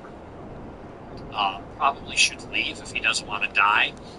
I don't like the whole birthday. This isn't Cameo, okay? This is not Cameo. Hey, could we do a birthday message for my friend? Well, hey, I'll do it because he's a troop. He's one of the troops. So I would be some kind of asshole if I didn't, probably, right? I'd be some kind of craven asshole if I refused your request. So, hey, well, just this once. Happy birthday to those about to die for Israel. No, I'm kidding. Little gallows humor. Happy birthday, buddy. Hey, we're rooting for you. Stay alive out there. Well, I'm actually rooting for Iran, but I hope you don't die. So good luck out there. Be lethal, okay? Kill them all. Go out there and kill them all, okay? Knock them out. Knock them dead, pal. But if you can, try to leave. Try to get out of there. You don't need to die for Israel. But I do appreciate it. W's in the chat. 37 cents, $20. And Fuentes Williams, 2028. No. Joan Westmacott, Virginia said $50. You said recently that big woman is just as big an op as Seal Shills. So to protest the GOP, why not just opt out instead of voting for Dems that are usually pro-abortion feminists? Respectfully. That's the dumbest thing I've ever heard in my entire life. That's the stupidest super chat I think I've ever read in my whole life. And you should feel bad for sending it. Because you're an idiot. These women are a problem. Why are we going to vote out the pro-abortion Democrat? Abortion isn't the problem. Women are the problem. Women are. Abortion is not. Who gives a shit about it? No offense. Obviously, it's heinous. Obviously, abortion is one of the most wicked things a person can do. It's so evil. Yeah, and it should be eradicated from our society. It's a heinous and wicked, evil crime. With that being said, it is a symptom of a disease called feminism. It is a symptom of a society without marriage, and it is a society that has no marriage because of feminism, because women have rights and independence and liberation and agency. So that has nothing to do with anything, you stupid dumbass. Republicans are feminists too. They're all feminists. That's why it's a problem.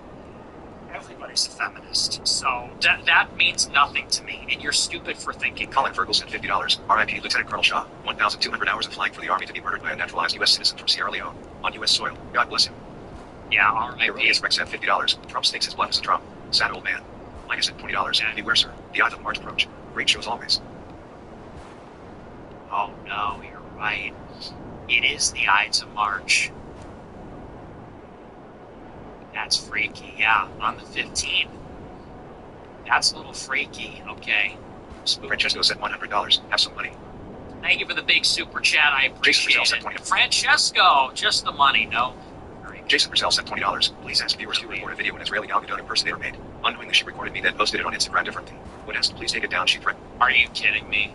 Are you being so for real? Rich White HS Pro Chat Bronco said $20. Since the Mexicans did their CSAC way they walk out bullshit a couple weeks ago, we now have Jews in our small, very white village saying that we should all be focused on Muslims, not Hispanics. We do not even have one Muslim in our village, but we are supposed to be united against Iran.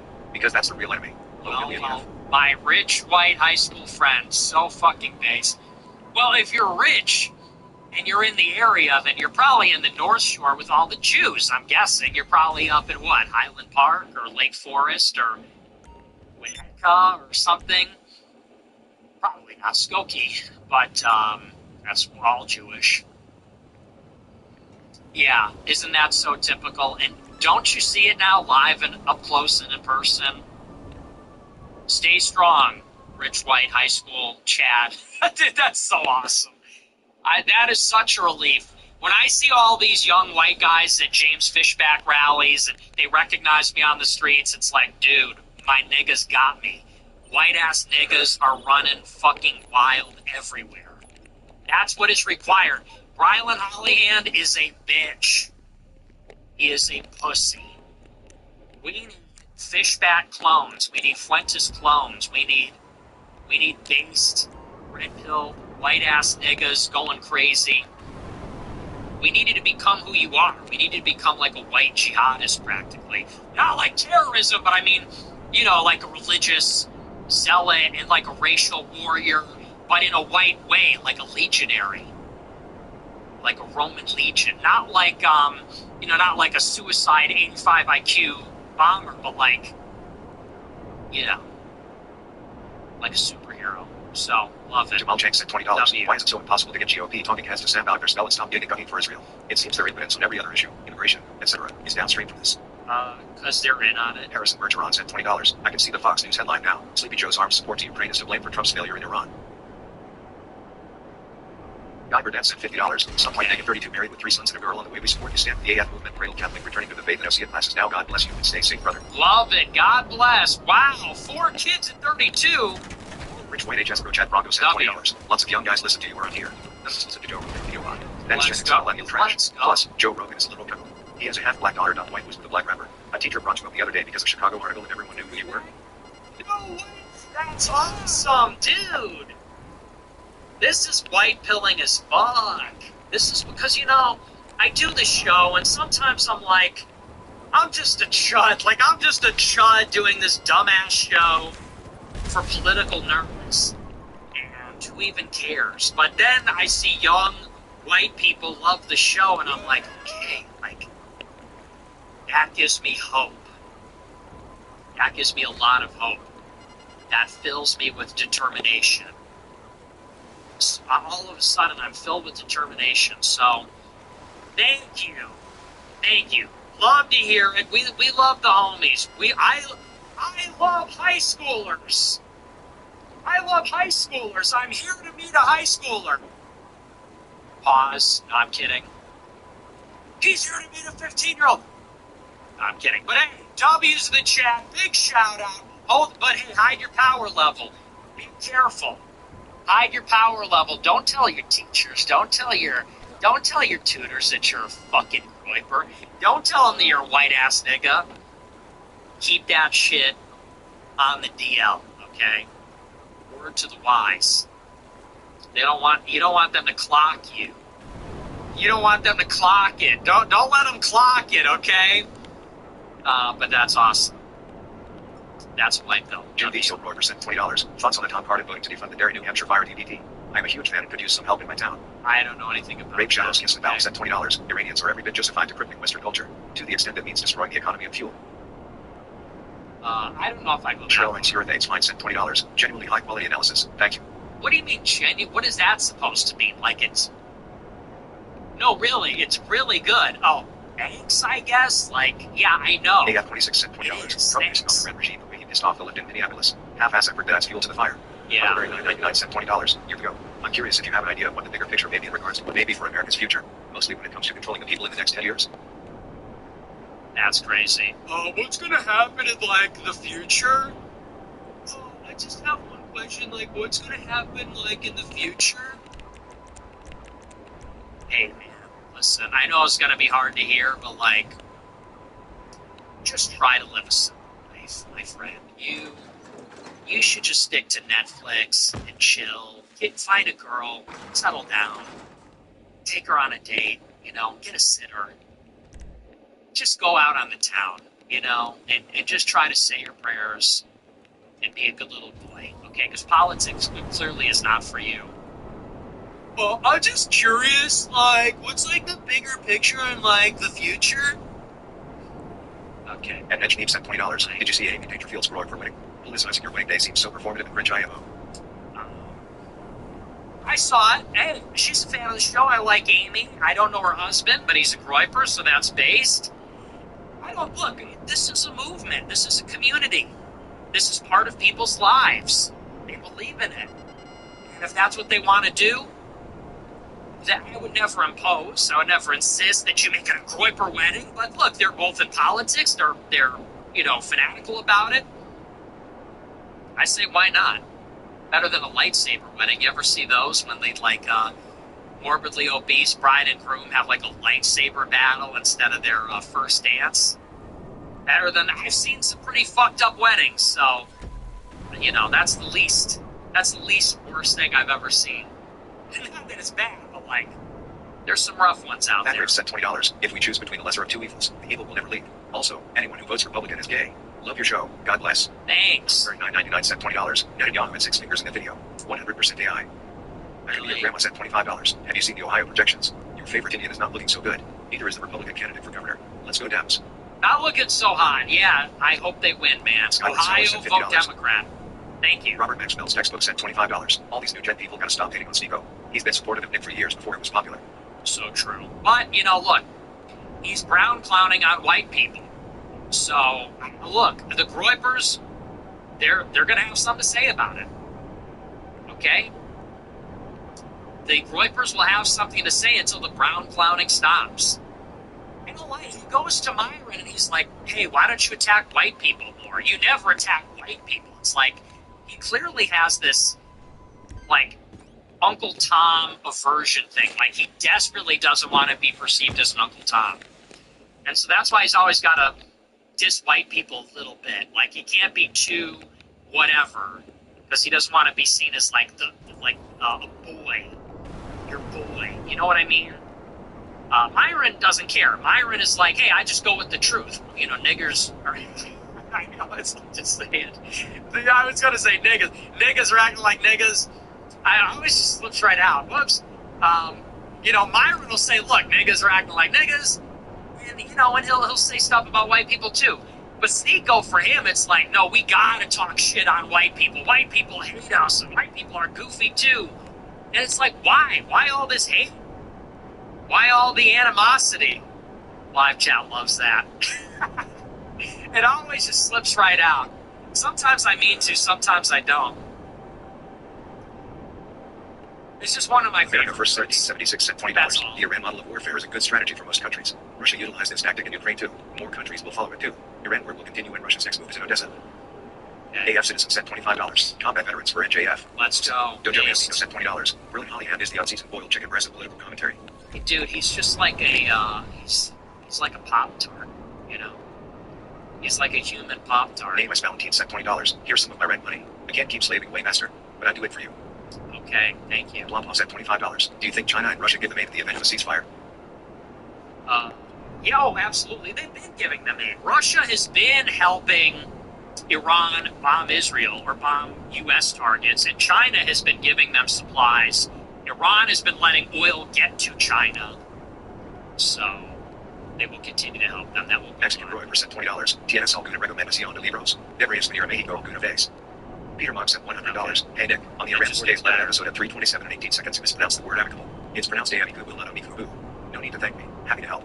A nice W Rage Slaughter bait. Someone did it yesterday. It's crazy to think how fucked we could potentially be.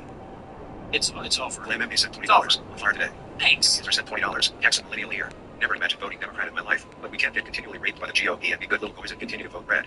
We must be willing to play both sides. Thanks for just saying what I Max's said. love child sent $20. The shares are food to fight for. Favo. Nuke Sneeko sent $20. Yep. Joined late, so apologize if you already covered, but Iran threatening to deploy its nuclear assets. Thoughts? For Alex Jones. That's dumb. Martha Novo Delay sent $333. You have been rapidly attacked on X for the recent Iran and anti-GOP stance. Now the shills can eat shit. What a masterful explanation tonight. P.S. I'm writing this SC off on my taxes. Christ is king. Well, I wouldn't advise that, but thank you for the big super chat. I appreciate it. Huge super chat. Thank you very much. Yeah, they're all attacking me. Always. I'm like the most attacked. Everyone's always shitting on me. Look, I'll be the villain, okay? I don't care. It's there. Those people suck. Chunka sent $50. Perfect monologue, dude. So- Fire emoji. Seriously damn good.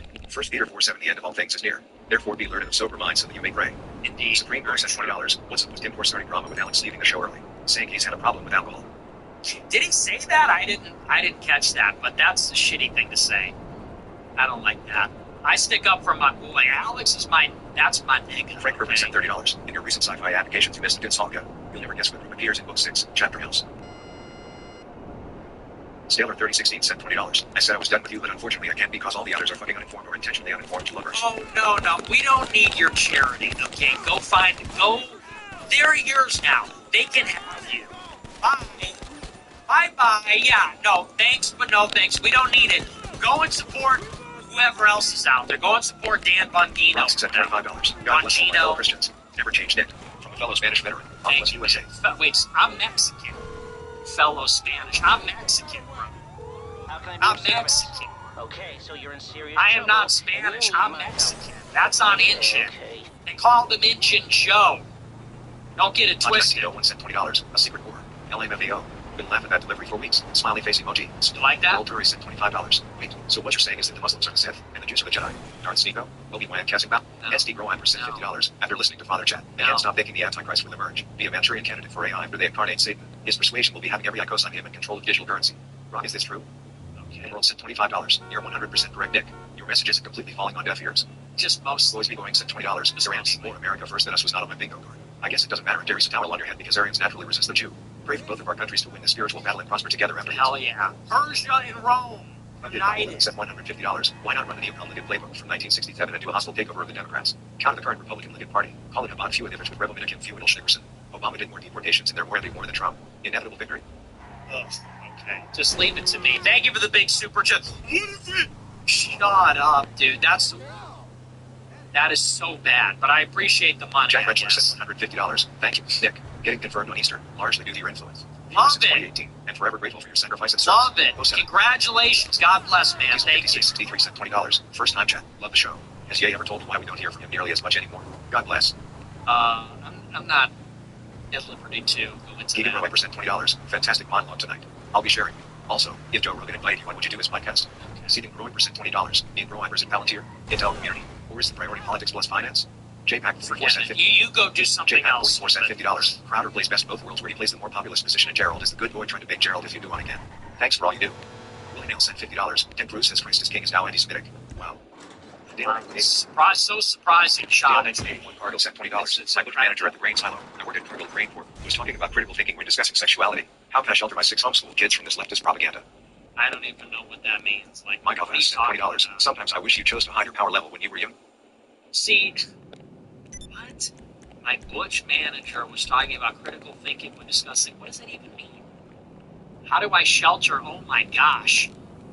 My kids are going to discover sexuality or something. Like, what?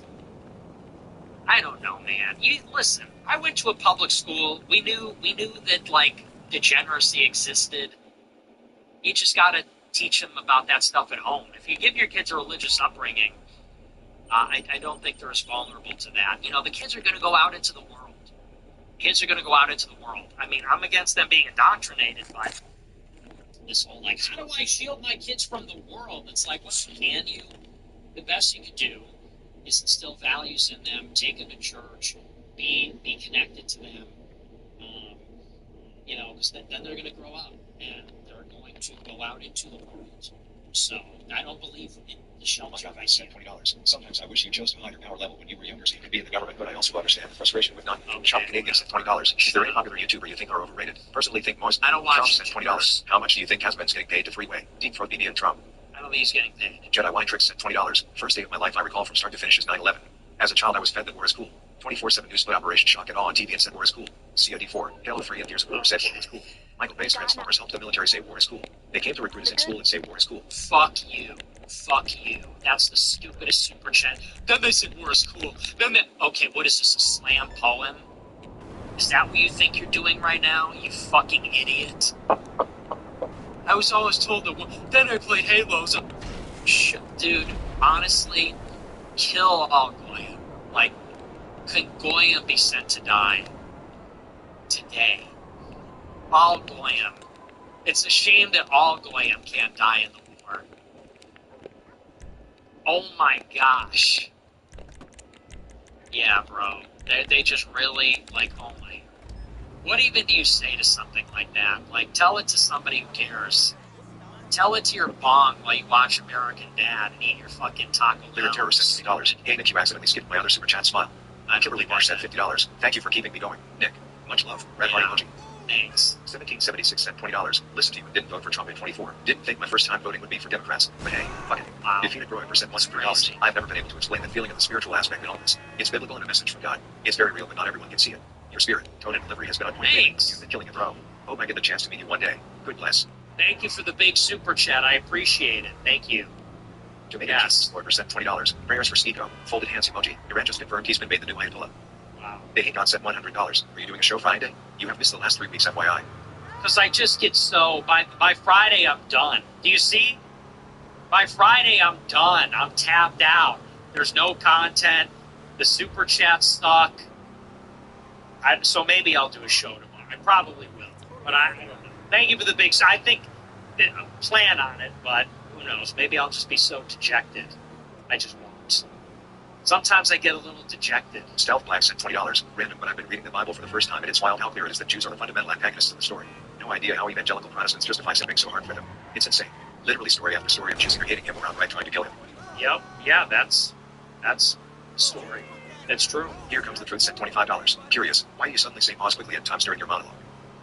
Thank you. Boys Be Going sent $20. And how come you don't feel Okay, threatened by boomer. Professor Chang? He mispronounces more words than Candace and she might fall in love with him. Don't let hominize you like that. Oh my. Okay. Whatever. Rolling Lock sent $20. Netanyahu, if you can hear me, I think my black neighbors are just days away from getting a nuclear weapon. Charles Guy sent $20. Hilarious. Don't have to worry about me voting down. I always have. For real, you're the first influencer that I can stomach. I don't agree with all your solutions, but I appreciate your clairvoyance and Thanks. perspective. Well, I try to keep it real. Thank you, man. Shadow 408 sent W $20. Democrat. That's why Sneeko equals brown clown. No. Jesus Activate sent $20. Thoughts on Dylan Klebold, Peter Scully, James Wright Foley, Freddy Bo 305, and Jason Momoa saying love N-word? Who? I know Jason Momoa. Basement Dweller sent $20. I heard Fishback is writing a kid's book on the JQ. Thoughts? Is he really? I hope. Dude 37 counts sent $20. I always see them calling you Game X. I think they want you to get a wife and kids so you can lose focus. Don't fall for it. That's so true, though. That is so true. That would be the biggest weakness ever. Could you imagine? Could you imagine a wife yanking my chain? Huh? Yeah. They want me to die like them. They see a spirited young man who's out there in the world doing his thing. And they go, he needs to die inside like me. Why doesn't he trip over toys when he walks through the door? How come his wife doesn't tone police him? It isn't fair. Get this man a wife. Because I'm free. I am a free man. I am a free man. I am one with the people. I belong to the people. Not some stupid fucking Foyd. Not some woman. So I'm not gesturing. I'm not gesture maxing for some Foyd, you know. I'm not doing it. I will not do Black it. 2 sent $20. Shive. Shalom Mondiga. Tap down sent $25. Your messaging gets hard. The only people fighting are the low IQs, the Zionists and the shills. You helped bring enlightenment for me. 3x Trump voter going down. Worst prey of all time. Let's go. Love it. Okay. That's our last super chat. Wow, this is a late night, huh? 2 a.m. That's going to do it for me. Remember to smash the follow button, smash the like button, leave a comment. I'm on the air Monday through Friday. As always, thanks for watching. Thank you to our top super chatters. We got Barf Noodle, Barfin Doodle, actually. Southern Star, CS America First, trumped it 9/11. Jack, I'm Just American, Roy Permon Crypt, Wyatt Francesco, Peter Mogg, defeated Royper, and They Hate God. Excuse me. Special thanks to them. Thanks to all our super chatters, everybody that watches. We love you. I'll see you tomorrow. Until then, have a great rest of your evening.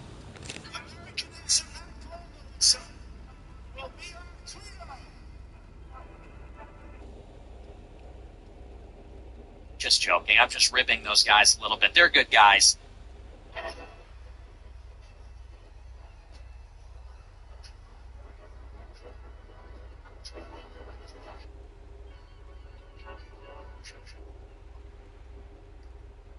This one you had to know. You had to know. You attacked Iran. It's all been... This is now the dynamic. Either we win the war decisively...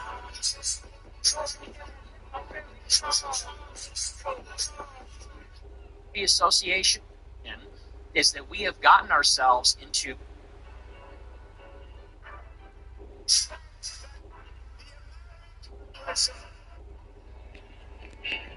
We brainwashed out here, bro. Come on, man. Talk.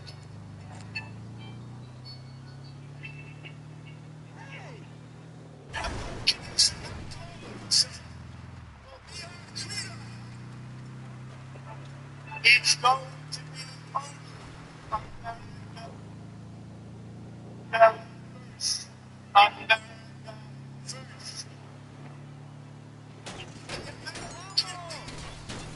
America first.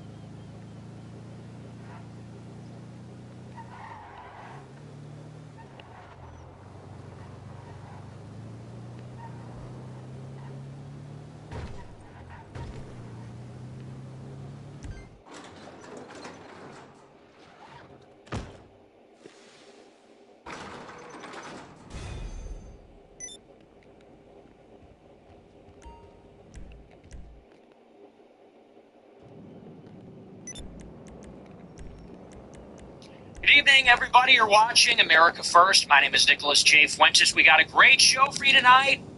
Very excited to be back here with you tonight on Thursday. We have a lot to talk about tonight, lots to get into. Big show. And our featured story tonight, once again, we're talking about the war in Iran. It is now day 13.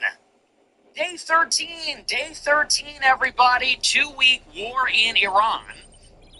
We'll actually have officially made it into the third week, entering the third week tomorrow at midnight. So this is not, as we were told, a 4-day war. That was initially the claim from at least one of the papers, the Times. We're entering the third week, and we have some brand new developments about it. And we're going to talk a little bit tonight about the closure of the Strait of Hormuz. I know we touched on it briefly at the end of the show last night, and we talked about some of the dynamics there. There's some new developments that are maybe less important, less interesting. I think you sort of understand already the situation.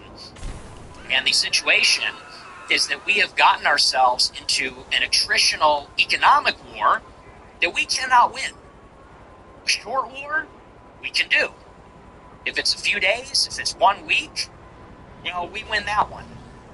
As the administration has said, it's very asymmetrical for us. It's very easy. We have superior weapons. They're more precise. We have more firepower. We have absolutely, in basically every domain, degraded Iran's military capabilities. Their navy, their missiles, their air force, their command and control. It's all been significantly weakened. However, now that the war is entering a third week, the nature of the conflict has changed. I think, again, everybody's sort of up to speed on this. Iran has predictably closed the Strait of Hormuz. There's something funny about this. It's funny because everybody knew this would happen. This is only the most predictable outcome. And for those that have not followed this conflict for decades or years, this has always been actually the critical part of that conversation. If you go to war with Iran, they will strangle the Strait of Hormuz. If that happens, you have a global recession. That's a fifth of all the world's oil that moves by sea is going through this narrow, very narrow choke point. And there is nothing, basically nothing, that we can do to reopen it. Literally short of regime change. Although we are capable of destroying Iran's bigger weapons, we are not capable of destroying every missile system that they have. We are not able to prevent them from launching missiles or laying mines, or even using smaller vessels, unmanned naval vessels. And so as long as that is the case, this is now the dynamic. Either we win the war decisively and we get Iran to stand down and unconditionally surrender, or it's a regime change, or the strait is closed forever, or at least far longer than we are able to tolerate, or the global energy markets are able to tolerate. And the situation we find ourselves in now, apparently, The U.S. military did not anticipate this. So this is only the most predictable aspect of the conflict. Some aspects of it are unpredictable. Some of them are unquantifiable or unforeseen. This one you had to know. You had to know. You attack Iran, you get the Strait of Hormuz closed. We have a report out today that the U.S. military actually did not know this would happen. And I don't know how that's possible. It's actually a little bit suspicious. But I'm reading today that according to sources from inside the Pentagon, it says that the U.S. military underestimated. So they knew it would happen. But it says the military underestimated Iran's willingness to close the strait. What does that mean exactly? It's hard to know, because you had to know this was going to happen. As we enter week 3, this is having a profound effect on oil prices. Before the war, oil was trading at less than $70 per barrel. Now, the market's closed over $100. It got up to $120 over the weekend, but that was not, I guess, during regular trading hours.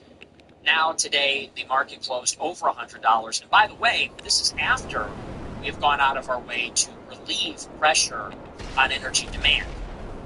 A couple days ago, Trump announced that he was releasing 270 million barrels of oil from U.S. strategic reserves, which are being drained again. We drained the reserves after the 2022 war in Ukraine began. Trump tried to build those reserves back up as oil prices came back down. We are draining them once again. And it is after this news. It's 271 million from us. It's 400 million from the International Energy Association. After the news that all this oil is now flooding the market from strategic reserves, oil prices remain high. And that's because everybody around the world knows this is going to be a long-term problem. And the worst aspect of it, the realization is setting in that even if or when the Strait of Hormuz opens back up, things are not going back to normal. Just as the 1973 Arab oil embargo caused persistently high energy prices for many years, it's going to be the same situation here. You got hundreds of ships stuck on the wrong side of the Persian Gulf. It's going to take a long time to get them out, even with the naval escort. And then once those ships get out, you're still going to have production slowed down. There's going to be other structural problems. And now, all across the world, firms and corporations and governments are pricing in that increased risk because of the crisis that just unfolded. So there's going to be lasting effects, and there's really no way out of it. So we'll talk a little bit about that. We'll kind of pick up where we left off yesterday. We're also going to talk tonight, to me, this is the biggest story, about a speech from Benjamin Netanyahu earlier in the evening. And this might actually be a good sign. So we've been covering the war for the past 2 weeks, and kind of the big outstanding question is what exactly is the goal and what's the plan? Because it's very confusing. And Trump is not giving us any clarity. It seemed that when the war started, we were pursuing regime change, which is very specific. That is what it sounded like he was saying. And I said that on my emergency broadcast, not last Saturday, but the week before that, the night that the war, I suppose it's the night after the war started, I said that unambiguously, Trump was declaring war on the regime. Because the speech went like this. He said, Iran has harassed us for decades, basically since they started to exist. After the revolution, they took American hostages. A few years later, they killed hundreds of Marines in the Beirut barracks bombing. They killed U.S. soldiers using IEDs during the Iraq War and the global war on terror. And Trump said this is a pariah state, they gotta go. What's more, he also said that people need to take to the streets in Iran and rise up against their government when the military operation is over. That is regime change. That is what that is.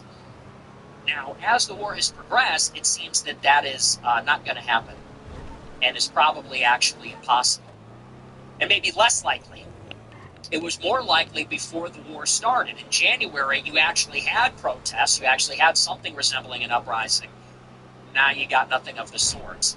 And not only is that not happening, but people are rallying behind the government as opposed to against it. So what exactly is going to happen? Well, we're not going to drop enough ordnance or bombs on the country where the regime is no longer in place. It's entrenched. It actually enjoys more support now. So if a regime change doesn't happen, then how are we going to achieve that? Ground forces, nuclear weapons? If you seek an unconditional surrender, how do you continue to escalate? Because it seems like your only options are unacceptable to the American public and maybe even to the U.S. government. Maybe they're not even actually feasible from a logistical or practical point of view at all. So then the only logical conclusion is that we're seeking an off-ramp. We got into this hastily, without a plan B, maybe without even a good plan A. How do we extricate ourselves from the conflict without looking weak? A few days ago, Trump came out, and this is, again, mixed messaging, but there's some positive signs here. Trump came out and said, well, we won. We won. We destroyed their military equipment. We destroyed their military. We killed the leaders, and we're close to winning, or we've basically won, or we're ahead of schedule. He's indicating that he is ready to wind the war down. Unfortunately, as we know on the show, Trump is not exactly in complete control, or even in control at all. The real decider and decision maker, the one who controls the tempo of all of this, is Israel, and Netanyahu in particular. Here's the good news. This is our big story. Today, in a speech/press conference, Netanyahu came out tonight and he admitted there's going to be no regime change. He basically conceded the point and said, I don't think there's going to be a regime change. He actually said, I don't know. He said, but even if we don't get it, even if it's unlikely, he said, well, at least we weakened Iran significantly. This is shaping up to be perhaps the mother of all tacos, the mother of all Trump always chickens out. Launch this war with these big maximalist ambitions. We're going to do regime change. We're going to hit them harder than ever. We're going to completely wipe them off the map. And then after 2 weeks, they basically win. That is what is happening. They are winning. The regime has survived. That's a victory. They are still capable of launching missiles at the Gulf countries and Israel and U.S. assets and oil tankers in the Persian Gulf. That's another victory. And they are inflicting so much economic pain, not just on the global economy, but on our local partners, that it's forcing the United States to reconsider. And that is the ultimate strategic victory. So it's looking like Iran may actually win this engagement.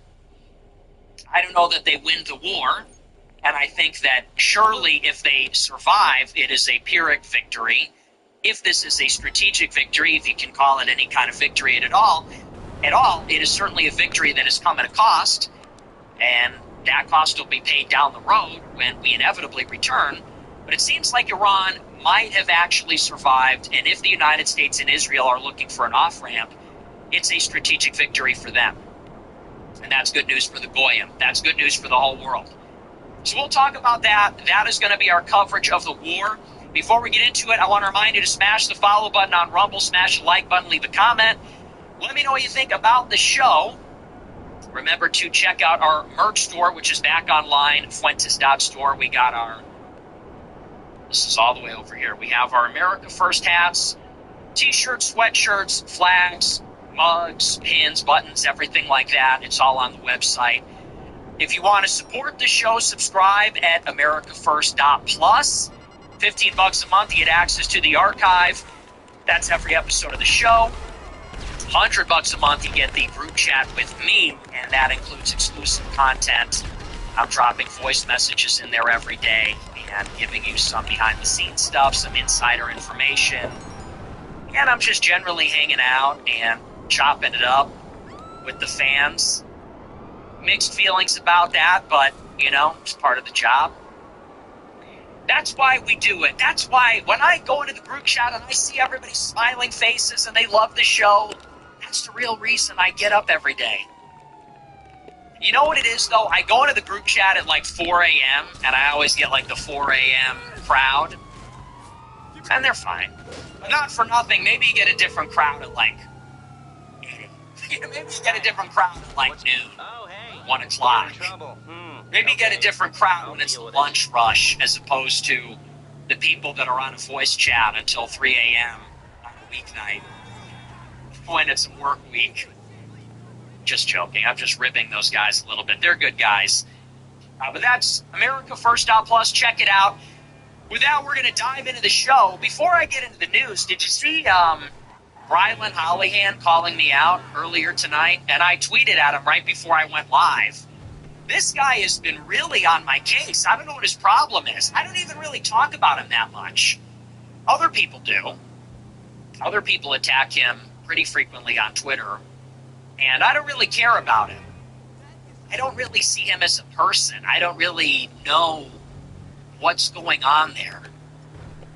When I see Rylan Hollihan's face, I just sort of think this is how the Jews see all of us.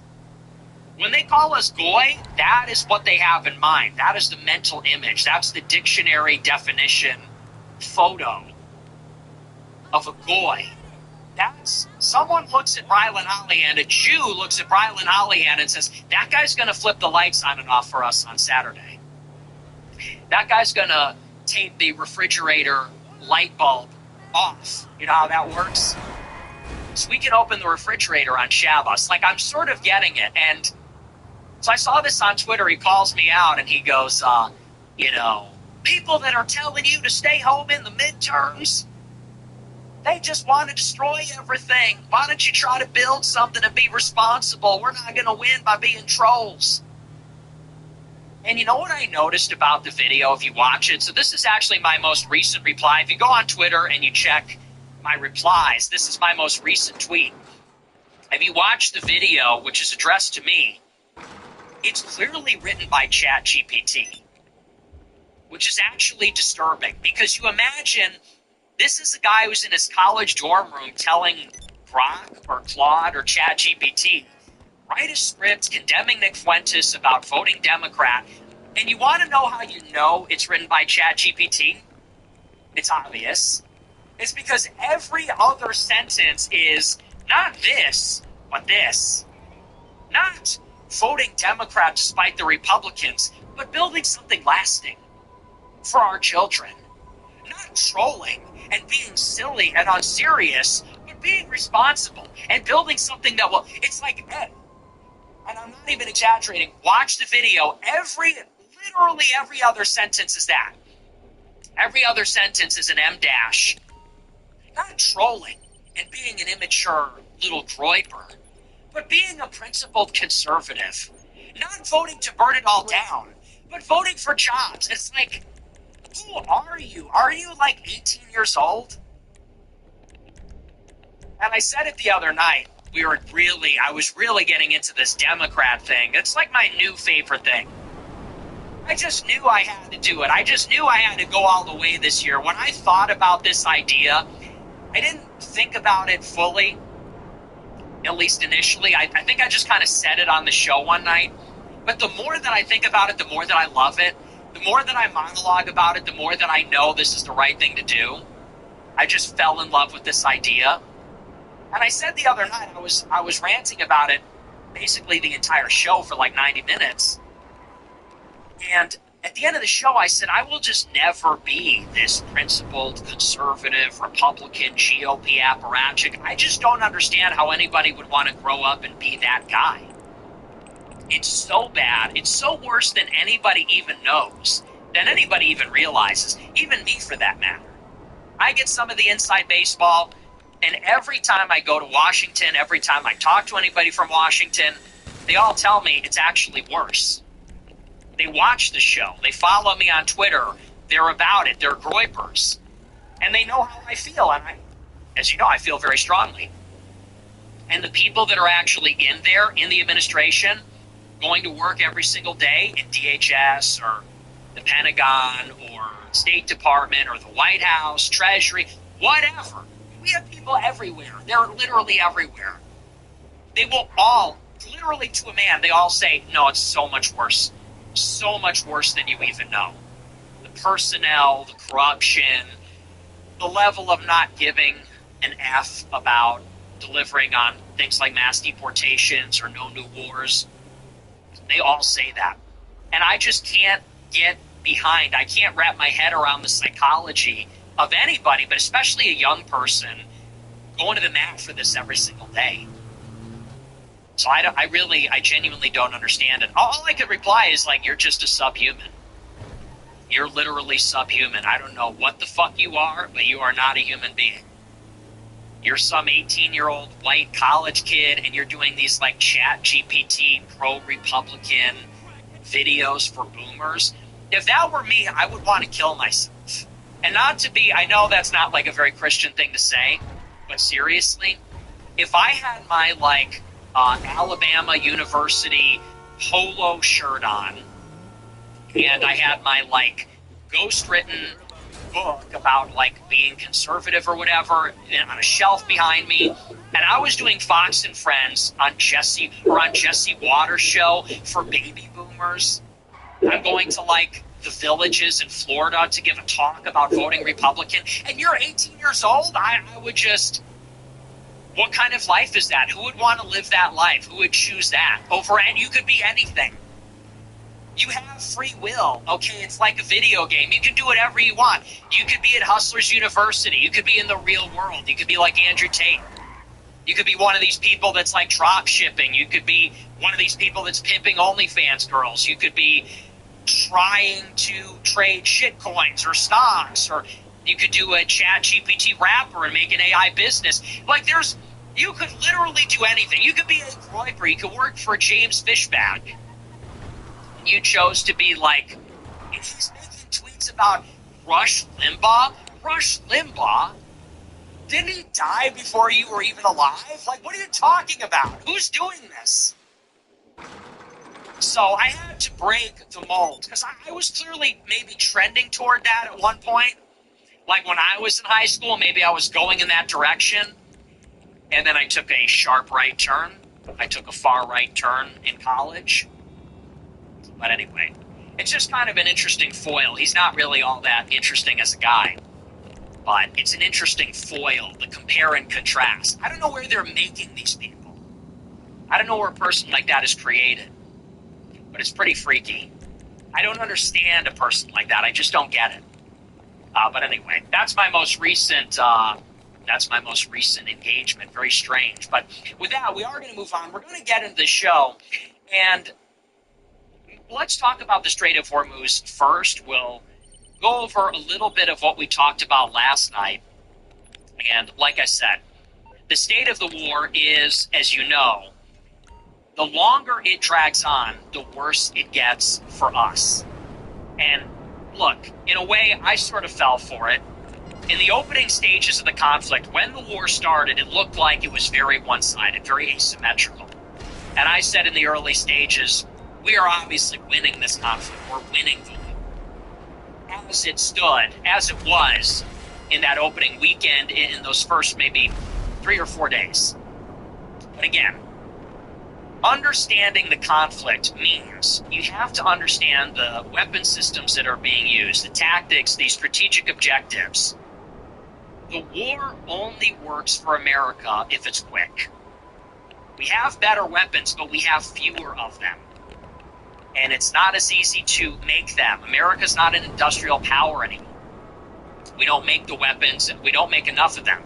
Our adversaries are the complete opposite. They make tons of weapons. And their weapons are not precise. They're dumb. You know, our weapons are smart. They're AI. They're connected to satellites. They're very sophisticated, but they're very expensive, and we don't make enough of them. Russia, on the other hand, makes 4 million drones a year. 4 million drones every year, and it's native. Iran makes hundreds of thousands of drones, and they actually designed them too. We stole their drone design, their Shahed suicide drone. We just copied that model, reverse engineered it, and made one of our own. And that's actually what we're using in this conflict, although we just have far fewer of them. We're looking to buy drone interceptors or even drones themselves from Ukraine. Again, we don't make them. So this is fundamentally the nature of modern conflict. In the era of the Ukraine war, now in the era of the Iran war, you have these big advantages that the great powers think that they have, like Russia going into Ukraine obviously has a manpower advantage, has more equipment, has more money, has a bigger industrial base, and they go in hard and fast, thinking they're going to topple the government and achieve their objectives. There's actually some striking similarities there. And what they then find is that they are ground down by the enemy's defensive capabilities. And it's sort of inverted. In Ukraine, America was supplying all of these defensive weapons for Ukraine and defensive fortifications and intelligence and the Star Shield satellite system. In Iran, it's the reverse. We are now encountering offensive capabilities, actually, which is ballistic missiles, which are very cheap, drones, which are very cheap, mines, unmanned naval vessels, and these are creating a porcupine-like effect and making it extremely complicated to fight the war. So we came in as the vastly superior power, again, with more weapons, more sophisticated weapons, much larger country, thinking that all we had to do was hit Iran hard and then they would fall over. If that doesn't happen, you're in trouble. And that is how the war, as you know, has been playing out. Trump and Israel, in concert, hit Iran with everything they had. We bombed them over 1,200 times in the first 24 hours. We killed their supreme leader. We sunk their navy. And they had already been severely weakened and damaged in the first war a year ago, back in June. And it wasn't just Midnight Hammer, which is the U.S. strike, the one-and-done B-2 stealth bomber strike. It was also Israel, which a year ago pounded them over 1,000 times and destroyed not just some of their nuclear facilities, but also missile launch platforms. They also destroyed a lot of regime targets, not just the IRGC, but also the Basij. So Iran is already in a weakened state. They got hit with everything the U.S. and Israel have. But now we're entering the third week tomorrow night. And again, those core strategic objectives of the United States have not been achieved. The regime has not collapsed, has not toppled, and there is no sign that it's going to anytime soon. How did we actually arrive here at the end of February, now the middle of March? Well, the timeline was sort of interesting. The whole idea for this conflict began, or I could say that the U.S. began to mobilize for the conflict back in January. And the circumstance in January is that there actually was, or at least there appeared to be, an organic uprising in Iran. There were, according to estimates from Western media, which might not be reliable, there were hundreds of thousands of protesters across the entire country, in every major city, across the whole breadth of Iran. And these protests swelled in size. They went on for weeks. And then the Iranian regime cracked down on them, according, again, to Western media, in an indiscriminate and an extremely violent way. And Washington and Israel were under the impression that that violent crackdown might actually fuel the dissent, might actually fuel the opposition to the government. And so when the U.S. and Israel first considered strikes, it was in a circumstance where you actually had, perhaps, a latent anti-government ground force. That perhaps if the U.S. and Israel destroyed Iranian weapons or scattered the IRGC by killing the leadership, destroying regime targets, then maybe the people could actually seize control of government assets and arm themselves, or seize control of infrastructure or government buildings. And in a word, maybe there would be an opening for there to be some instability in Iran, and maybe, like I said, an anti-government movement actually coalesce and become viable to replace the revolutionary Islamic regime. But that was in January. And the protests appeared to die down almost at the exact same time that we began to ramp up our military mobilization. And by the time the U.S. got all of the assets in place, or out of place, by the time we got aircraft carriers and destroyers and half of our Air Force in the Middle East, and most of our personnel out of the bases that were not protected by Patriot missile batteries or THAAD systems, the protest had already been crushed and had been crushed actually a month ago. So we went into the conflict really just wishing for the best. It's actually a head scratcher, and I think that when all of this is said and done, the history books will show that this was a catastrophe. This was just like a completely unmitigated disaster, and ultimately an unforced error. A war of aggression, a war of choice that was conducted with no planning, hastily, without a clear idea of an endgame, an exit plan. You could even say a plan in the middle. Like there just seems to be, from the beginning until the end, no concrete idea of how this would play out. And so when the U.S. went in, we hit them really hard. And where we are 2 weeks later is that the regime is not just intact, it has totally survived. And now the people have rallied behind it. And the people that have survived inside the regime are now hardliners. Who is the supreme leader? Well, it's the former supreme leader's son. His wife was killed, his daughter was killed, his father was killed, all of his colleagues were killed. This is supposed to be the compliant new leader of Iran that is going to be more willing to or likely to engage in diplomacy, that will make more concessions. This is the new government, this is the new regime post-decapitation that is going to normalize ties with Israel. Obviously, it's worse. From the point of view of trying to extract compliance, this new Iranian regime is going to be actually vengeful and even more defiant. Not only that, this is the second aspect of it. In spite of the fact that we've degraded some of their heaviest weapon systems, we sunk their navy, killed the supreme leader, destroyed, according to different estimates, 3/4 of their missile stockpile or missile launch platforms, Iran still maintains the ability to strike U.S. allies, assets, bases, and, more importantly, shipping in the Strait of Hormuz. So the regime is intact. It has survived, and it's pissed off. It's defiant, it's angry, it's vengeful. They're not going anywhere. And again, there are 200,000 members of the Iranian Revolutionary Guard. So if you think we killed 12 of them and now it's a chicken with its head cut off, that's not the case. They're always going to have more people that they can promote. And that's because they prepared for this. They knew what this war would be like. They knew how Israel and the United States would strike. They knew our game plan. And so that's why, in the build-up to the conflict, they had succession in place. Not just the second man or the third man, but down to like the seventh man, the eighth man. In other words, the United States can kill a lot of the leadership before they exhaust the bench in the IRGC. Clearly, as has been demonstrated by the government of Iran, there is no splintering, there is no dissent, there is no factionalism.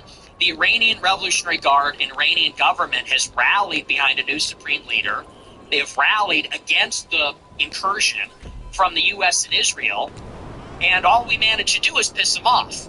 And the second aspect of it, again, is if Iran is able and maintains the capability to launch missiles, and that's all they need to do. They don't need frigates. They don't need a navy. They don't even need an air force. They don't need any of that. All they need are these very crude and cheap and dumb ballistic missile launch platforms and ballistic missiles, and that is all that they need. Because Iran is a big country. It's a big country with mountainous terrain, with a massive population. And the United States, they've bombed with Israel 3,000 targets. They could bomb 10,000 targets. They could bomb 20,000 targets. Will they have destroyed every missile launch platform? Will they have crippled Iran's ability to make missiles, to make new ones and replace the ones that have been destroyed? The answer is no. They can always source the components because they're cheap. They can always move the missiles around because they're very mobile. They can take them apart and build them back up in another place. And they're always going to have a deep bench of soldiers that are willing to do this. And the more that they get hit, probably the bigger the bench grows. And this is what is happening this week. In spite of everything that has been thrown at Iran, just yesterday, there were 3 ships that were hit in the Persian Gulf. 3 ships, and many of them not even in the actual strait. There was one that was hit in the Strait of Hormuz. 2 tankers were actually hit closer to Iraq, closer to the coastline of Iraq and Kuwait. So we are 2 weeks into the war, entering the third week, and you still have the threat of missiles being launched. Strait of Hormuz is like 40 miles long. It's not big. So you actually don't even need a ton of missiles. You only need 3. You only need to hit one ship for all the hundreds of ships that are in the Persian Gulf to know that it's not worth the risk to leave the Gulf. That if they try it, they might get hit. There's not a lot of room there. And the threat is still so bad, the U.S. Navy won't even provide an escort. There's been talk in the past week and a half that maybe the U.S. Navy will intervene and you'll have a naval ship escort a chemical tanker, a cargo ship, one by one through the strait. I have something in my teeth. But they won't even do that. Even the U.S. warships are not willing to go through the Strait of Hormuz. It's too narrow. It's too risky. Iran is still launching surface-to-sea missiles. So even after all this talk, and there was talk about the government will provide insurance for the ships. There was talk about the U.S. Navy will provide an escort for the ships. Trump is begging these companies to keep the traffic flowing. Even in spite of this, the U.S. warships won't even go there. Forget about an oil tanker. Forget about a cargo ship. It's totally closed down. What effect is this having now on the global economy? Well, not only do you have the energy supply constrained because of the shipping choke point, so that's 20% of the world's oil that moves by sea, goes through the Strait of Hormuz, so it's a huge energy crunch on the global oil market. But then, you also have the effect that this is a pipeline, this is a metaphorical pipeline. So, you actually have a flow of oil, it's continuous. Which means the oil is extracted, the oil is refined, it's put on a ship, it's sent through the Gulf, through the Strait, to its destination, where it is then consumed. Well, it's not just that the oil isn't getting where it needs to go, but it's backed up. The flow of the oil has been backed up, which means that now Kuwait and Qatar and the Emirates and Saudi Arabia, they have to fill up all of their reservoirs of oil. All their storage capacity for oil is reaching 100%, which means they don't have anywhere for all this oil to go. There's another problem here. So not only is the oil not getting to where it's intended, but where the oil is being made, now the oil's got nowhere to go. So now all of the largest oil producers in the world in the Middle East, or among the largest oil producers in the world, they're cutting back on production as well. This is extremely costly all the way around to not have the oil go through. Having hundreds of tankers stuck, it's going to be very costly to eventually get them out. It's the cost of storing the oil, and then it's the cost of reducing production and then ramping it back up. And all of this is creating inflation. All of this is creating very severe and acute economic problems for a global economy which is already fragile. For example, in the United States, what has been the economic game in the United States for the past few years? It is this tricky calibration. How do we increase economic growth without increasing prices? It has to do with interest rates. We have had chronically and persistently high inflation for a number of reasons. Prices are rising. Prices are getting out of control, as everybody knows. At the same time, job market is cooling off. Businesses are not hiring more people. Those that have been fired are having a very hard time finding new work. I think the median time is like 8 weeks or something. People are out of a job for a very long time. Economic growth might be slowing down. Spending might be slowing down. There's some worrying trends there, some recession indicators. And so the question facing the Trump White House and the Federal Reserve is, if we increase interest rates, or rather keep them high, well, then you're going to tamp inflation down, and maybe prices can get back under control, and that will alleviate some of the economic pain for the middle class, working class, people living paycheck to paycheck. But if you keep interest rates too high, then businesses might not want to invest, and then the economy can't grow. And so you have a low growth economy. Even if prices stabilize, then people are still not going to get higher salaries. Maybe there's going to be increased unemployment. Jobs are not being created. So you have low growth, which is very bad if you have rising debt. Because in order to keep up with the pace of the rising debt and deficits, you need to grow your way out of it. Conversely, we're cutting interest rates. Cutting interest rates stimulates investment. People are going to take their money out of the bank. Investors, banks, businesses, funds, they're going to take their money out of the bank and they're going to invest it in the economy. And you're going to grow the economy. You're going to get more jobs. You're going to have more business creation. Maybe you're going to be able to grow a little bit more and get out of the shadow of this mountain of debt. But if you cut interest rates, then you also might have an increase in prices. The velocity of money increases. There's going to be more spending. And if there's more spending, there's more demand. It's going to drive the prices up. This is a very delicate equation. This is what got Joe Biden out of office and ultimately Kamala Harris to lose the election. This has obviously been a sore spot for the president as well. He's not happy with the fact that prices have not completely stabilized or then come down. He's frustrated with the Federal Reserve Chairman, who is reluctant to cut interest rates and, in Trump's opinion, then unleash economic growth. So it's in the middle of this very delicate game that we're playing, where we might actually ultimately wind up with both low growth and high prices, that now you have an energy shock. Energy is beneath everything else. Shipping, transportation, industry, it's all powered by fossil fuels. It's all powered by energy. Everything moves on freight. Everything moves on ships. Everything flies in planes. Industry, households need energy for their electricity, for machines. You have a global increase in energy cost. You have an increase in everything cost. You have an increase in all prices.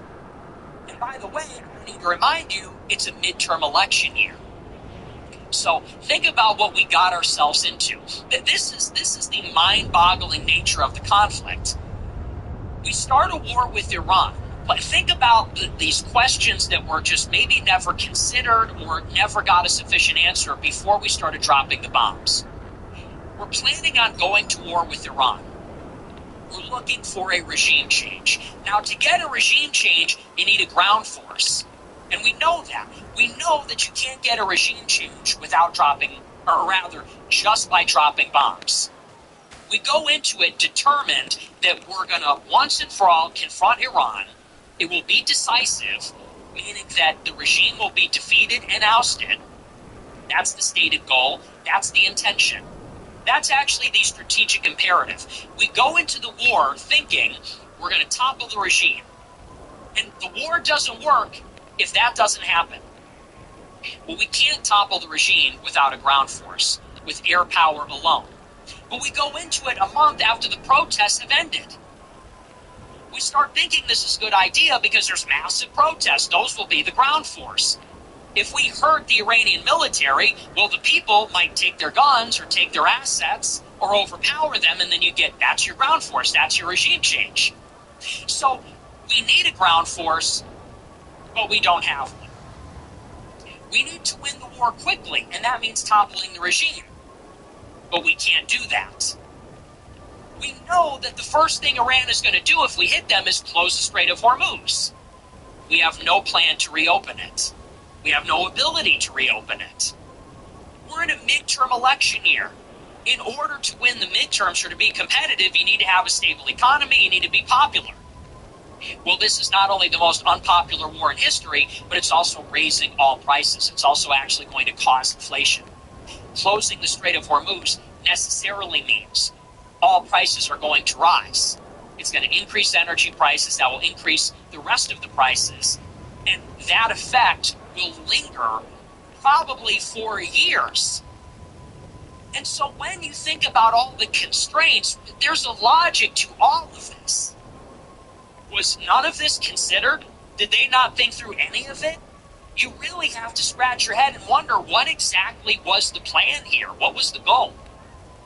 Because again, if you need to win a fast war, then you need to topple the regime. If you need to topple the regime, you need a ground force. we knew that none of that would happen. We knew that we weren't going to topple the regime because we knew we couldn't do it without a ground force, and we knew we didn't have one. We knew they would close the Strait of Hormuz. And if we didn't topple the regime, we knew it would be closed for a prolonged period of time. And if it's closed for a prolonged period of time, there's no way to open it up. You can't destroy every missile in Iran. You can't destroy every mine or mine-laying vessel. And if you can't do it more quickly than they can build new ones. And if you can't do it in such a short amount of time that it doesn't have these ramifications. So in other words, this was, in a way, inevitable. It was inevitable that we would get sucked into a prolonged attritional war that would hurt the economy, that would damage the political prospects of the Republicans. It was inevitable because we knew it wouldn't be fast, because we knew we couldn't topple the regime, because we knew we didn't have a ground force. So what was the logic here? Now, this is the latest from the New York Times about the crisis in the Strait, about how Iran appears to be winning. It says, quote, Iran has begun laying mines in the Strait of Hormuz, according to U.S. officials, an effort that could further complicate U.S. efforts to restart shipping there. While the U.S. military said it had destroyed larger Iranian naval vessels that could be used to quickly lay mines in the strait, Iran just began using smaller boats for the operation on Thursday. Again, it's like we go in there bombing their navy, bombing the big stuff. This is our weakness. The current capabilities, the current state-of-the-art of warfare actually favors the defensive side because unmanned vessels, unmanned vehicles are cheap and they're easy to make. Drones are cheap and easy to make. Missiles are cheap and mobile and easy to make. So you can be as big and sophisticated and technologically superior as possible. If you can't destroy every single one of these very tiny, very cheap, very robust weapons, you're not going to achieve your objectives. That's the problem. So we destroyed all the frigates. Well, they just started using smaller ships that lay mines, and we can't